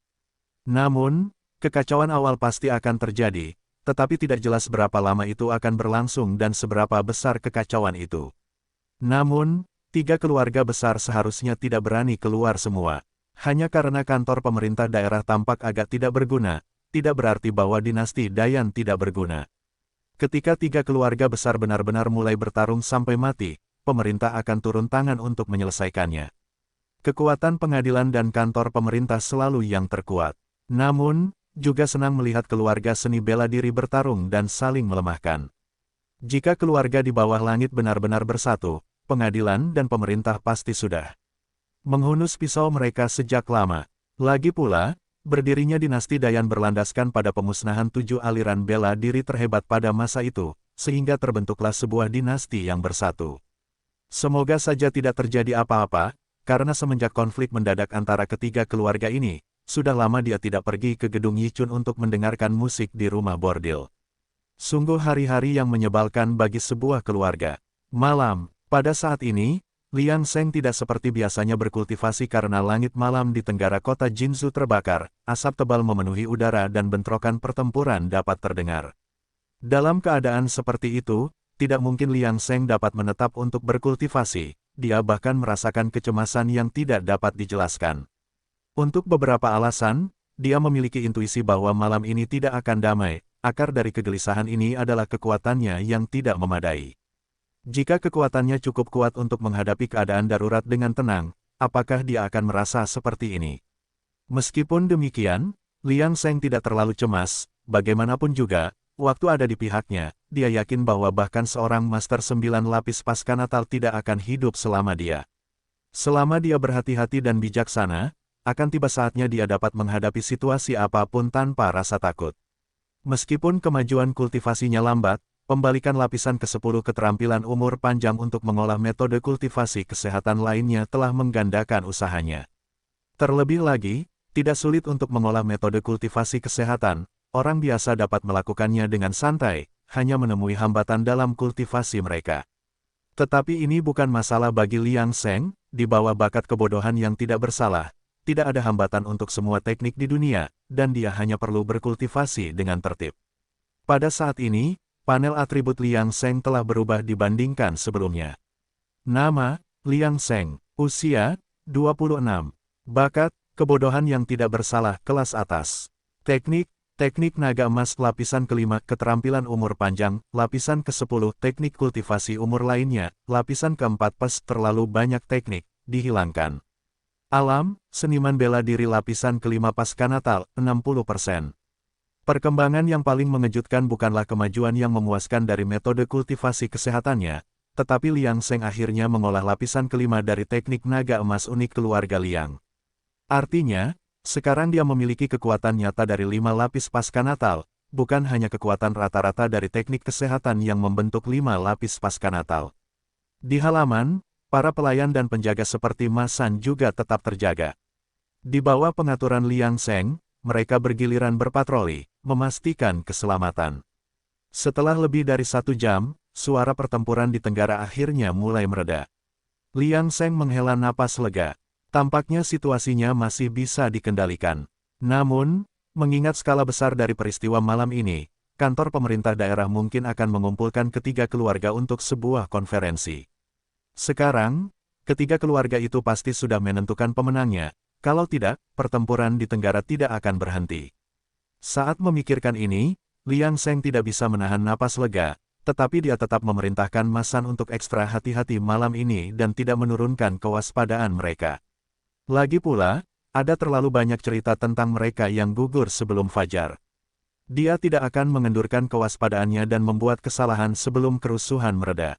Karena semakin dekat garis finish, seseorang harus lebih berhati-hati. Setelah Liang Seng rileks, dia menyadari bahwa hari sudah larut, jadi dia langsung tidur. Lagi pula, mempertahankan ketegangan tingkat tinggi untuk waktu yang lama memang melelahkan. Namun, saat Liang Seng berbaring untuk beristirahat, dua pria berlumuran darah memegang pisau baja dengan hati-hati berjalan melalui gang tidak jauh dari sana. "Kakak, kurasa kita salah jalan. Ini wilayah keluarga Liang." "Sialan," sang kakak mengumpat, "semua karena bajingan keluarga Liang dan Wu mengejar terlalu dekat. Karena terburu-buru, kita benar-benar berakhir di sini." Awalnya kedua bersaudara itu ingin pergi. Namun, setelah berjalan beberapa jarak secara diam-diam, si sulung menyadari tempat ini. Bangunan Sengde, ia pernah ke sini sebelumnya bersama orang-orang dari keluarga Gao. Entah mengapa, ia tiba-tiba berpikir, ini adalah properti putra tertua dari keluarga Liang. Dan putra tertua dari keluarga Liang tinggal tidak jauh dari sini. Saat memikirkan ini, jantungnya berdebar kencang. Baik ia maupun kakaknya berada di alam 3 lapis pasca Natal, ditambah dengan kegagalan keluarga Gao malam ini, jika ia dapat membawa kembali kepala pewaris keluarga Liang yang dibenci, itu memang akan menjadi prestasi besar. Maka, keluarga Gao pasti akan menghujaninya dengan hadiah. Dengan semua jasanya ini, terobosannya ke lapisan keempat dan pencapaian seni bela diri tingkat menengah tidak akan menjadi mimpi belaka. Bagaimana dengan pembalasan keluarga Liang? Saat ini, konflik antara keluarga Gao dan Wu telah mencapai titik kritis. Ditambah lagi, dengan keluarga Gao yang sekarang memiliki dua tetua di tingkat ke-9, apa yang perlu ditakutkan dari keluarga Liang? Dengan mengingat hal ini, hatinya berkobar dengan tekad.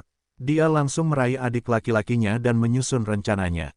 Setelah mendengarkan, saudaranya juga tidak dapat menahan godaan yang dibawa oleh prospek untuk maju dalam seni bela diri.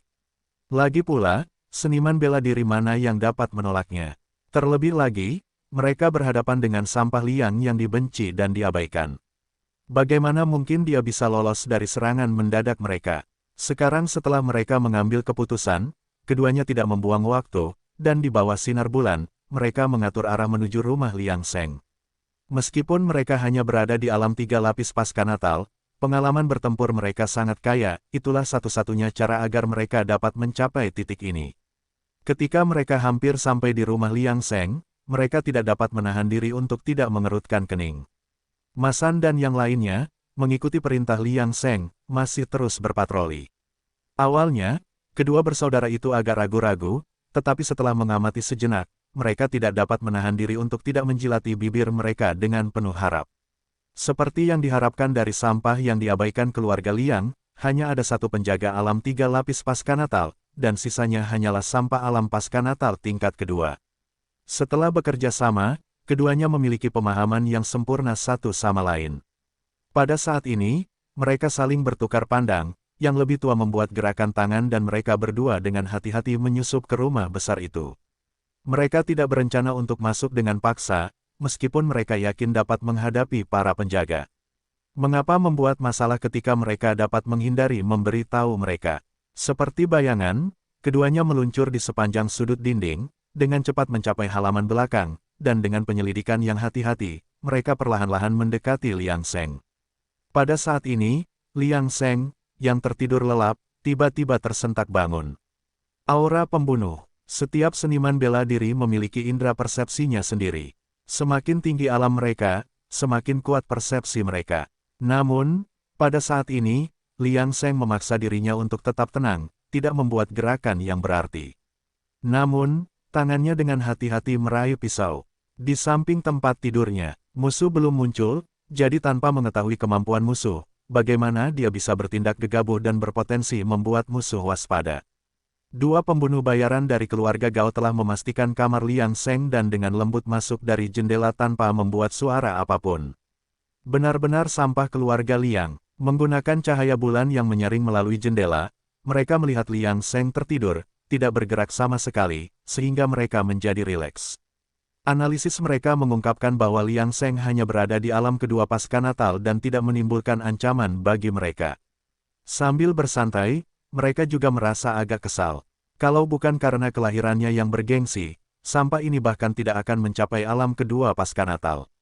Kalau itu mereka mungkin sudah menerobos ke tingkat menengah seni bela diri. Seni bela diri tingkat tinggi juga bukan hal yang mustahil. Dengan pikiran-pikiran ini, mereka mendekati Liang Seng dengan hati-hati. Mengetahui pencapaian besar akan segera berada dalam genggaman mereka, kegembiraan saudara-saudara itu tumbuh. Mereka sekarang berada di tepi tempat tidur. Sang kakak memberi sinyal dengan matanya. Tanpa ragu, yang lebih muda mengangkat pisau dan bersiap untuk memenggal kepala Liang Seng. Namun, sesaat kemudian, seberkas cahaya pedang melesat, dinginnya menusuk tulang. Sejak kapan keterampilan pisau sang adik menjadi begitu tajam? Sang kakak sedikit terkejut saat melihat ini. Namun, ia segera menyadari ada yang tidak beres. Tepat pada waktunya untuk melihat kepala sang adik terpisah dari tubuhnya dan hancur di tanah. Bahaya, namun, saat ia menyadari hal ini, sudah terlambat baginya untuk melarikan diri. Yang ia lihat hanyalah seberkas cahaya pedang, yang datang ke arahnya dalam sekejap. Melihat kedua mayat yang tergeletak di tanah, Liang Seng, yang berdiri di samping tempat tidur, tidak dapat menahan diri untuk tidak menjadi sedikit pucat. Bagaimanapun, ini adalah pertama kalinya baginya untuk membunuh seseorang dalam kedua kehidupannya. Selama 8 tahun, tidak seorang pun mengetahui kultivasiku, tetapi hari ini ketika aku melangkah keluar, darah telah tertumpah. Dalam masalah hidup dan mati, seseorang harus membunuh. Pembunuhan itu terjadi begitu saja, dan bukan hanya kedua pembunuh itu gagal bereaksi tepat waktu, tetapi bahkan para penjaga yang berpatroli di luar ruangan tidak waspada. Ketika Liang Seng berhasil tersadar dari keterkejutannya karena membunuh untuk pertama kalinya, dia memilih untuk tidak memanggil para penjaga, tetapi hanya mengerutkan alisnya. Dia terlalu gugup sebelumnya. Lagi pula, mereka hanyalah bawahan yang tidak berarti di alam ketiga pasca Natal seni bela diri, dan mereka tidak mengancamnya, dia bisa dengan mudah membiarkan salah satu dari mereka tetap hidup terlebih dahulu. Sekarang, dengan kematian mereka berdua, tidak ada cara untuk menanyai mereka mengapa mereka ingin membunuhnya. Apakah ada orang lain di balik tindakan mereka? Meskipun agak memalukan, Liang Seng tidak merasa terlalu menyesalinya. Setelah tenang, dia menyatukan kembali kedua tubuh yang dipenggal itu, dan kemudian mulai mencari barang-barang mereka. Setelah beberapa saat, Liang Seng telah memeriksa semua yang dapat ditemukannya dan memahami identitas mereka. Mereka tidak lebih dari sekadar pelayan dan penjaga dari keluarga Gao. Selain itu, dilihat dari noda darah pada tubuh mereka, kemungkinan besar mereka telah terlibat perkelahian sebelum tiba di sini. Dari sudut pandang ini, mereka pastilah orang-orang yang melarikan diri dari medan perang Tenggara sebelumnya. Namun, mengingat bahwa mereka berhasil sampai ke sini, apakah itu berarti keluarga Gao menang? Bahkan jika keluarga Gao menang, orang-orang mereka yang melacak sampai ke sini tidak akan luput dari perhatian keluarga Liang. Jadi, apa yang sebenarnya terjadi masih belum jelas. Namun, mengapa kedua orang ini muncul di sini, ingin membunuhnya? Liang Seng merasa sulit untuk mengetahuinya. Bagaimanapun, dia telah bersembunyi selama bertahun-tahun, tidak pernah menimbulkan masalah atau menyinggung siapapun. Mengapa ini bisa terjadi? Tepat pada saat ini, dia menajamkan telinganya ketika mendengar suara ketukan dari gerbang depan. Meskipun ketukan itu tergesa-gesa, tidak ada upaya paksa untuk menerobos masuk, jadi kemungkinan besar itu bukan niat jahat. Pada saat ini, sebuah ide terlintas di benaknya. Dia berjalan ke tempat tidur, membuka pintu tersembunyi, dan menggali sebuah kendi giok. Untungnya, dia adalah tipe orang yang berhati-hati, dan karenanya sudah siap. Dia dengan hati-hati membuka kendi obat, dan dengan lembut menaburkan selapis bubuk obat pada luka-luka kedua mayat di tanah. Gumpalan asap tipis mengepul dalam sekejap. Mayat-mayat itu dengan cepat berubah menjadi genangan air dan menghilang tanpa jejak dalam hitungan beberapa tarikan napas, hanya menyisakan sedikit aroma aneh. Bubuk pelarut mayat, ini adalah sesuatu yang khusus dikumpulkan Liang Seng untuk persiapan menghadapi situasi seperti itu. Dia tidak menyangka itu akan berguna hari ini. Memang, kesuksesan selalu berpihak pada mereka yang siap. Setelah meletakkan kembali bubuk pelarut mayat dengan hati-hati, Liang Seng berjalan ke kotak dupa, mengambil sepiring kecil bubuk dupa, menaruhnya di tempat pembakaran dupa, dan menyalakannya. Dalam waktu singkat, aroma segar memenuhi ruangan, tanpa jejak bau yang tidak biasa. Setelah menyingkirkan semua jejak dan memastikan semuanya aman tanpa keraguan, Liang Seng kembali tidur. Dalam waktu singkat, terdengar ketukan di pintu dari Masan. "Tuan muda, apakah Anda sudah tidur? Ada apa?" Seseorang dari rumah besar datang untuk melaporkan bahwa keluarga Gao telah dikalahkan hari ini. Para penjaga dari keluarga Liang mengejar dua pencuri tetapi secara tidak sengaja membiarkan mereka masuk ke daerah kami. Rumah besar khawatir mereka mungkin telah menerobos masuk ke sini dan memberitahu kami untuk berhati-hati. Kami harus segera memberitahu mereka jika ada berita. Saya mengerti. Kalian terus berpatroli. Ya, ada sedikit nada kegembiraan dalam suara Masan. Mengingat keluarga Liang menang, keselamatan mereka pun terjamin. Pada saat ini, Liang Seng menghela napas lega. Tampaknya mereka berdua tidak dimanipulasi oleh keluarga Gao di balik layar.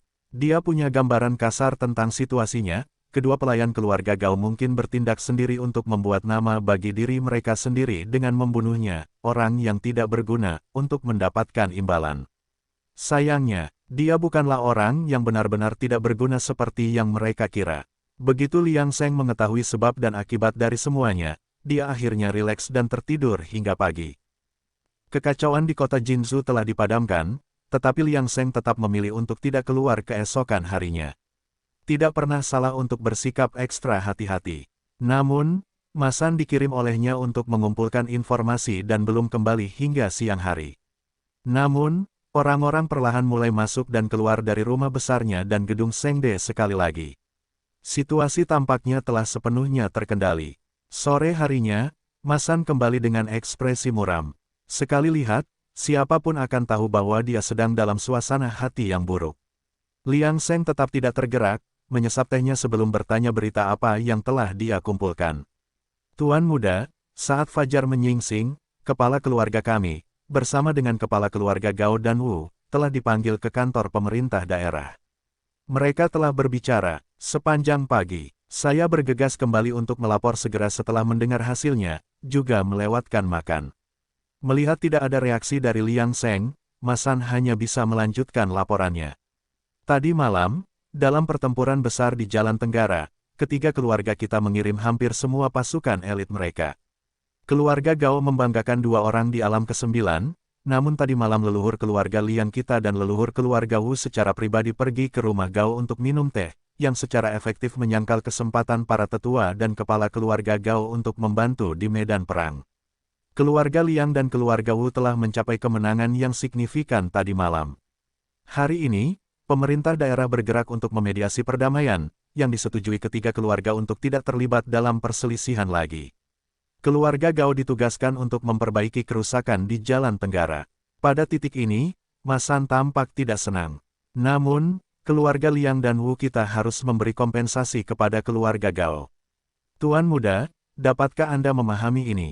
Kita jelas menang. Jepret. Liang Seng tiba-tiba meletakkan cangkir tehnya di atas meja, tatapannya miring ke arah Masan. Terkejut, Masan langsung berlutut. Masan, sejak aku menjabat, kau mengikutiku. Kau seharusnya tahu betul temperamenku. Jangan mengucapkan kata-kata seperti itu mulai hari ini, atau tidak akan ada lagi tempat untukmu di kuil yang sederhana ini. Aku sadar akan kesalahanku, aku menerima hukumanku. Tolong abaikan itu, Tuan Muda. Aku sama sekali tidak akan mengulangi kesalahan seperti itu. Biasanya, Liang Seng cukup ramah kepada bawahannya, itulah sebabnya Masan lupa sopan santun karena kegembiraannya. Melihat Liang Seng marah untuk pertama kalinya, dia sangat takut sehingga dia langsung berlutut. Melihat Masan mengakui kesalahannya, Liang Seng menyesap tehnya lagi, ekspresinya acuh tak acuh. Baiklah, kau boleh pergi. Saat Masan meninggalkan ruangan, dia menatap matahari, punggungnya basah oleh keringat dingin. Tuan muda benar-benar menakutkan, mungkin hanya sedikit tuan muda di dalam rumah besar yang setara dengannya. Tetap saja, mengapa tuan muda kita, yang tidak ahli dalam seni bela diri, bertindak seperti ini? Tapi sungguh, aku harus tutup mulut, berani menjelek-jelekkan keluarga utama, kalau itu rumah besar lain, aku pasti sudah kehilangan nyawaku sekarang. Aku tidak boleh melakukannya lagi. Di dalam ruangan, Liang Seng tidak terlalu peduli dengan tindakan Masan, tetapi dia tidak bisa menahan diri untuk tidak mencibir dalam hatinya, sungguh taktik yang cekatan, pemerintah daerah Jinsu. Mungkin alasan ketidakpedulian mereka pada awalnya adalah untuk mengobarkan permusuhan di antara ketiga keluarga, untuk bertindak begitu kekuatan mereka terkuras, dan kemudian mendapatkan kembali kendali atas situasi. Terlebih lagi, mereka telah menanam duri dalam hubungan antara ketiga keluarga dengan meminta keluarga Liang dan Wu memberi ganti rugi kepada keluarga Gao.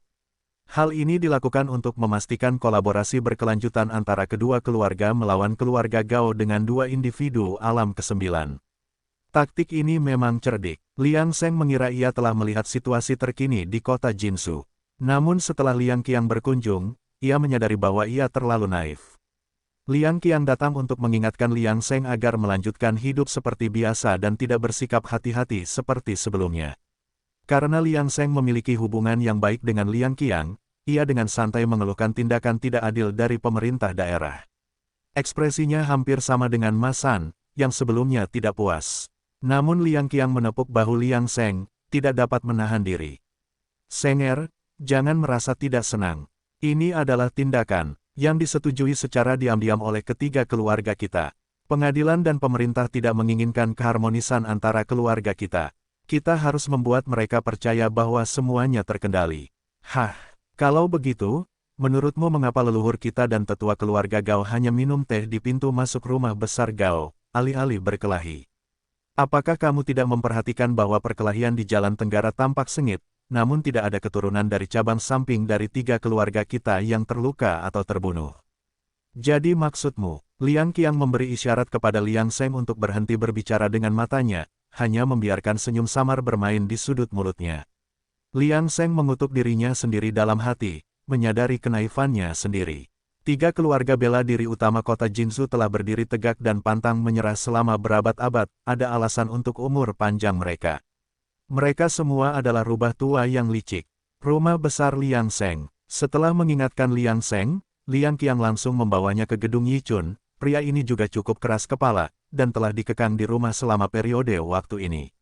Sebagai hasilnya, paman dan keponakan menghabiskan malam musim semi bersama-sama. Ketika Liang Seng kembali ke rumah besarnya keesokan harinya, wajahnya yang lelah langsung segar kembali. Mereka semua adalah rubah tua, masing-masing memiliki lebih banyak trik di lengan baju mereka daripada yang lain. Siapa yang mengira bahwa 3 keluarga seni bela diri utama kota Jinzhou, yang telah berteriak dan membunuh, menyebabkan korban yang tak terhitung jumlahnya, pada akhirnya, hanya akan melakukan drama untuk kantor pemerintah daerah. Tidak heran Liang Qiang hanya mengingatkannya untuk tidak keluar sebelumnya, tanpa mengkhawatirkan keselamatan, sampah, ini sendiri, ternyata dia tahu bahwa perang tidak akan mencapai pemukiman 3 keluarga besar. Namun, setelah memikirkannya dengan saksama, hati Liang Seng tiba-tiba merasa sedikit takut. Jika ketiga keluarga itu telah mementaskan sandiwara, apakah kantor pemerintah daerah benar-benar tahu trik apa yang mereka mainkan? Mungkin tidak. Jika tidak, mengapa kantor pemerintah daerah membiarkan keluarga Liang dan Wu memberi ganti rugi kepada keluarga Gao setelah kejadian itu, namun membiarkan keluarga Gao bertanggung jawab untuk mengganti kerugian di Jalan Tenggara? Mungkin niat mereka sudah diketahui satu sama lain, tetapi mereka hanya ingin menjaga perdamaian di permukaan dan tidak ingin mengungkapnya. Ide mereka sederhana, mereka tidak akan pernah melakukan tindakan fatal kecuali mereka benar-benar yakin pada diri mereka sendiri. Benar saja, mereka semua adalah rubah berusia ribuan tahun. Kali ini, dia juga telah belajar dari mereka dan harus lebih berhati-hati dalam tindakannya di masa mendatang. Namun, meskipun keluarga Liang, Wu, dan Gao tampak bekerja sama dan secara diam-diam berkoordinasi dalam menghadapi kantor pemerintah daerah, mereka juga saling waspada. Ini adalah sifat manusia, dan itu sama di mana-mana. Namun, apapun yang mereka lakukan, yang perlu ia lakukan hanyalah menyaksikan bunga-bunga bermekaran dan gugur di halaman yang tenang karena waktu ada di pihaknya. Mengapa harus repot-repot dengan kekhawatiran yang tidak perlu? Yang terpenting adalah fokus pada kultivasi. Pada malam itu, pertempuran di Jalan Tenggara berlangsung sengit, dan banyak orang tewas. Akan tetapi, seiring berjalannya waktu, warga kota Jinzhou perlahan-lahan melupakannya. Paling-paling, mereka akan membicarakannya saat makan. Kota Jinzhou pun kembali ramai seperti sedia kala. Setelah itu, Liang Seng kembali menjalani kehidupan normalnya. Ia akan pergi ke gedung Yichun di waktu luangnya dan menikmati hidupnya. Gadis-gadis di gedung itu tampak semakin bersemangat. Konon, kegilaan Liang Qi terhadap gadis kembang api Qinger membawanya menjadi biarawati, yang terjadi tepat di depan mata mereka. Banyak gadis yang tampaknya percaya pada cinta sekali lagi. Gadis yang melayani Liang Seng memiliki mata yang tampak meneteskan air. Liang Seng akan bermain bersama di malam hari, tetapi semua perasaan malam itu akan hilang sepenuhnya saat fajar menyingsing. Hanya menyisakan ekspresi kesal gadis-gadis itu, mengapa orang-orang dari keluarga Liang begitu tidak berperasaan? Pikir mereka, waktu berlalu perlahan-lahan di hari-hari yang damai dan santai ini, dan dalam sekejap mata, 5 tahun telah berlalu. Pada hari ini, generasi muda keluarga Liang berkumpul bersama untuk pertemuan klan. Karena Liang Ying telah menerobos ke alam 7 pasca Natal, secara resmi melangkah ke alam seni bela diri tingkat tinggi, ini jelas merupakan peristiwa besar bagi keluarga Liang. Seorang seniman bela diri berusia 30 tahun dengan bakat alam 7 benar-benar berbakat. Bahkan leluhur keluarga Liang belum melangkah ke alam 7 pasca Natal pada usia ini saat itu, ini membawa kelegaan bagi semua orang di keluarga Liang. Selama 5 tahun terakhir, meskipun kota Jinzhou masih merupakan tempat berdirinya 3 kaki antara keluarga Liang, Wu, dan Gao, keluarga Liang masih agak tidak berdaya menghadapi keluarga Gao dengan 2 seniman bela diri 9 lapis pasca Natalnya. Namun, terobosan Liang Ying seperti suntikan adrenalin bagi keluarga Liang, mereka sekarang memiliki seseorang untuk menggantikan keluarga, yang benar-benar melegakan. Leluhur keluarga Liang segera memutuskan untuk membiarkan Liang Ying mengambil posisi kepala keluarga, sedangkan untuk Liang Ping, yang telah mencapai tingkat ke-8 pasca Natal, ia secara alami mengikuti leluhur untuk sepenuhnya fokus pada kultivasi pintu tertutup. Tekanan juga besar bagi leluhur keluarga Liang, tentu saja, ia juga berharap untuk mendapatkan lebih banyak bantuan, jadi ia tidak perlu lagi melihat wajah keluarga Gao. Dengan terobosan Liang Ying, Liang Ping, yang telah mencapai tingkat ke-8 pasca Natal, akhirnya dapat terbebas dari urusan keluarga dan berkonsentrasi untuk menerobos ke 9 alam pasca Natal. Pada saat ini, semua generasi muda keluarga Liang berdiri dengan rapi di aula leluhur. Liang Sheng bersembunyi dengan tenang di sudut, menyaksikan upacara suksesi kepala keluarga. Pada saat ini, Liang Ying berlutut di depan tablet leluhur. Liang Ping secara resmi meletakkan cincin yang mewakili posisi kepala keluarga di tangan Liang Ying. Dalam sekejap, lebih dari selusin pria kuat segera memukul genderang besar, dengan suaranya yang kuat dan penuh gairah. Liang Ying kemudian berdiri, berbalik untuk menghadapi semua generasi muda keluarga Liang, mengangkat tangan kanannya, membiarkan cincin kepala keluarga bersinar terang di bawah sinar matahari. Dalam sekejap, semua generasi muda keluarga Liang berlutut dengan satu kaki, salam untuk kepala keluarga. Melihat pemandangan ini, meskipun Liang Ying mencoba yang terbaik untuk menekan emosinya, dia tidak bisa menahan perasaan bangga saat ini. Mulai sekarang, dia akan mengendalikan keluarga Liang. Mulai hari ini, saya akan melakukan yang terbaik untuk membawa keluarga Liang ke puncaknya. Kepala keluarga, perkasa, Liang Sheng bersorak bersama orang banyak.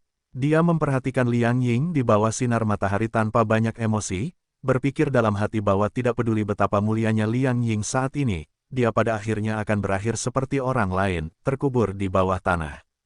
Bahkan seorang seniman bela diri 9 lapis pasca Natal akan memiliki rentang hidup maksimal hanya 110 tahun. Liang Sheng sekarang dapat dengan mudah hidup lebih lama dari 2 seniman bela diri. 9 lapis pasca Natal. Jika Liang Sheng mengungkapkan tingkat kultivasinya yang sebenarnya saat ini, kebanyakan orang pasti akan terkejut. Nama, Liang Sheng. Usia, 32. Bakat, kebodohan yang tidak bersalah ekstrim. Teknik naga emas lapisan ke-6 keterampilan umur panjang, lapisan ke-11 teknik kultivasi rentang hidup lainnya, lapisan ke-9 catatan, terlalu banyak teknik untuk disebutkan. Alam ke-6 pasca Natal, 50%. Tidak seorang pun akan mengira bahwa orang yang dulunya tidak berguna sekarang telah berkultivasi ke alam ke-6 pasca Natal. Jika dia dapat maju satu langkah lagi, dia akan mencapai keadaan seni bela diri yang unggul. Meskipun demikian, ini bukanlah hal yang paling menyenangkan bagi Liang Sheng. Itu adalah terobosannya ke lapisan ke-11 yang belum pernah terjadi sebelumnya dalam keterampilan umur panjang. Semua teknik kultivasi rentang hidupnya yang lain juga telah memasuki lapisan ke-9. Akibatnya, umur Liang Sheng meningkat drastis hingga 180 tahun. Hanya dengan menembus lapisan ke-11 keterampilan umur panjang, ia telah menambahkan 40 tahun pada umurnya. Siapa di dunia ini yang dapat dibandingkan dengannya? Setelah upacara kepala keluarga, tibalah saatnya untuk perjamuan bagi seluruh klan. Bangunan Shengde, yang dikelola oleh Liang Sheng, tentu saja menjadi salah satu kekuatan utama dalam acara ini. Akan tetapi, ia masih duduk di sudut yang paling terpencil. Sementara Liang Sheng menikmati pesta, Liang Qian diam-diam mendekatinya dan memberi isyarat agar Liang Sheng mengikutinya. Kepergian mereka tidak menarik perhatian orang lain. Sudah berapa lama sejak Liang Sheng terakhir kali mengunjungi halaman belakang kediaman keluarga Liang? Liang Sheng merasa sedikit bingung saat mengikuti Liang Qian, berputar 7 atau 8 kali sebelum akhirnya berhenti di depan sebuah ruangan. Liang Qian memberi isyarat agar Liang Sheng masuk sendiri. Liang Sheng tidak ragu-ragu, tetapi menarik napas dalam-dalam, mendorong pintu, dan masuk. Liang Qian menutup pintu dengan lembut, lalu berdiri di dekatnya untuk berjaga-jaga. Liang Sheng berani masuk langsung karena dia pernah ke sini saat dia masih muda. Ini adalah ruang belajar kepala keluarga, Liang Ping. Saat ini, Liang Ping sedang menulis di mejanya. Mendengar Liang Sheng masuk, dia bahkan tidak mengangkat kepalanya. Liang Sheng menyambutnya terlebih dahulu. Liang Ping masih fokus menulis, tetapi dia berbicara, "Kamu sudah sampai. Duduk saja dan tunggu sebentar." Liang Sheng duduk dengan patuh, tetapi ada sedikit keraguan di hatinya. Mengapa Liang Ping, yang sudah bertahun-tahun tidak terlibat dalam hidupnya, tiba-tiba memanggilnya pada hari ini. Meskipun bingung, Liang Seng tidak kehilangan kesabarannya. Untuk beberapa saat, ruang kerjanya sunyi, kecuali suara sapuan Liang Ping pada kertas. Waktu berlalu dengan damai.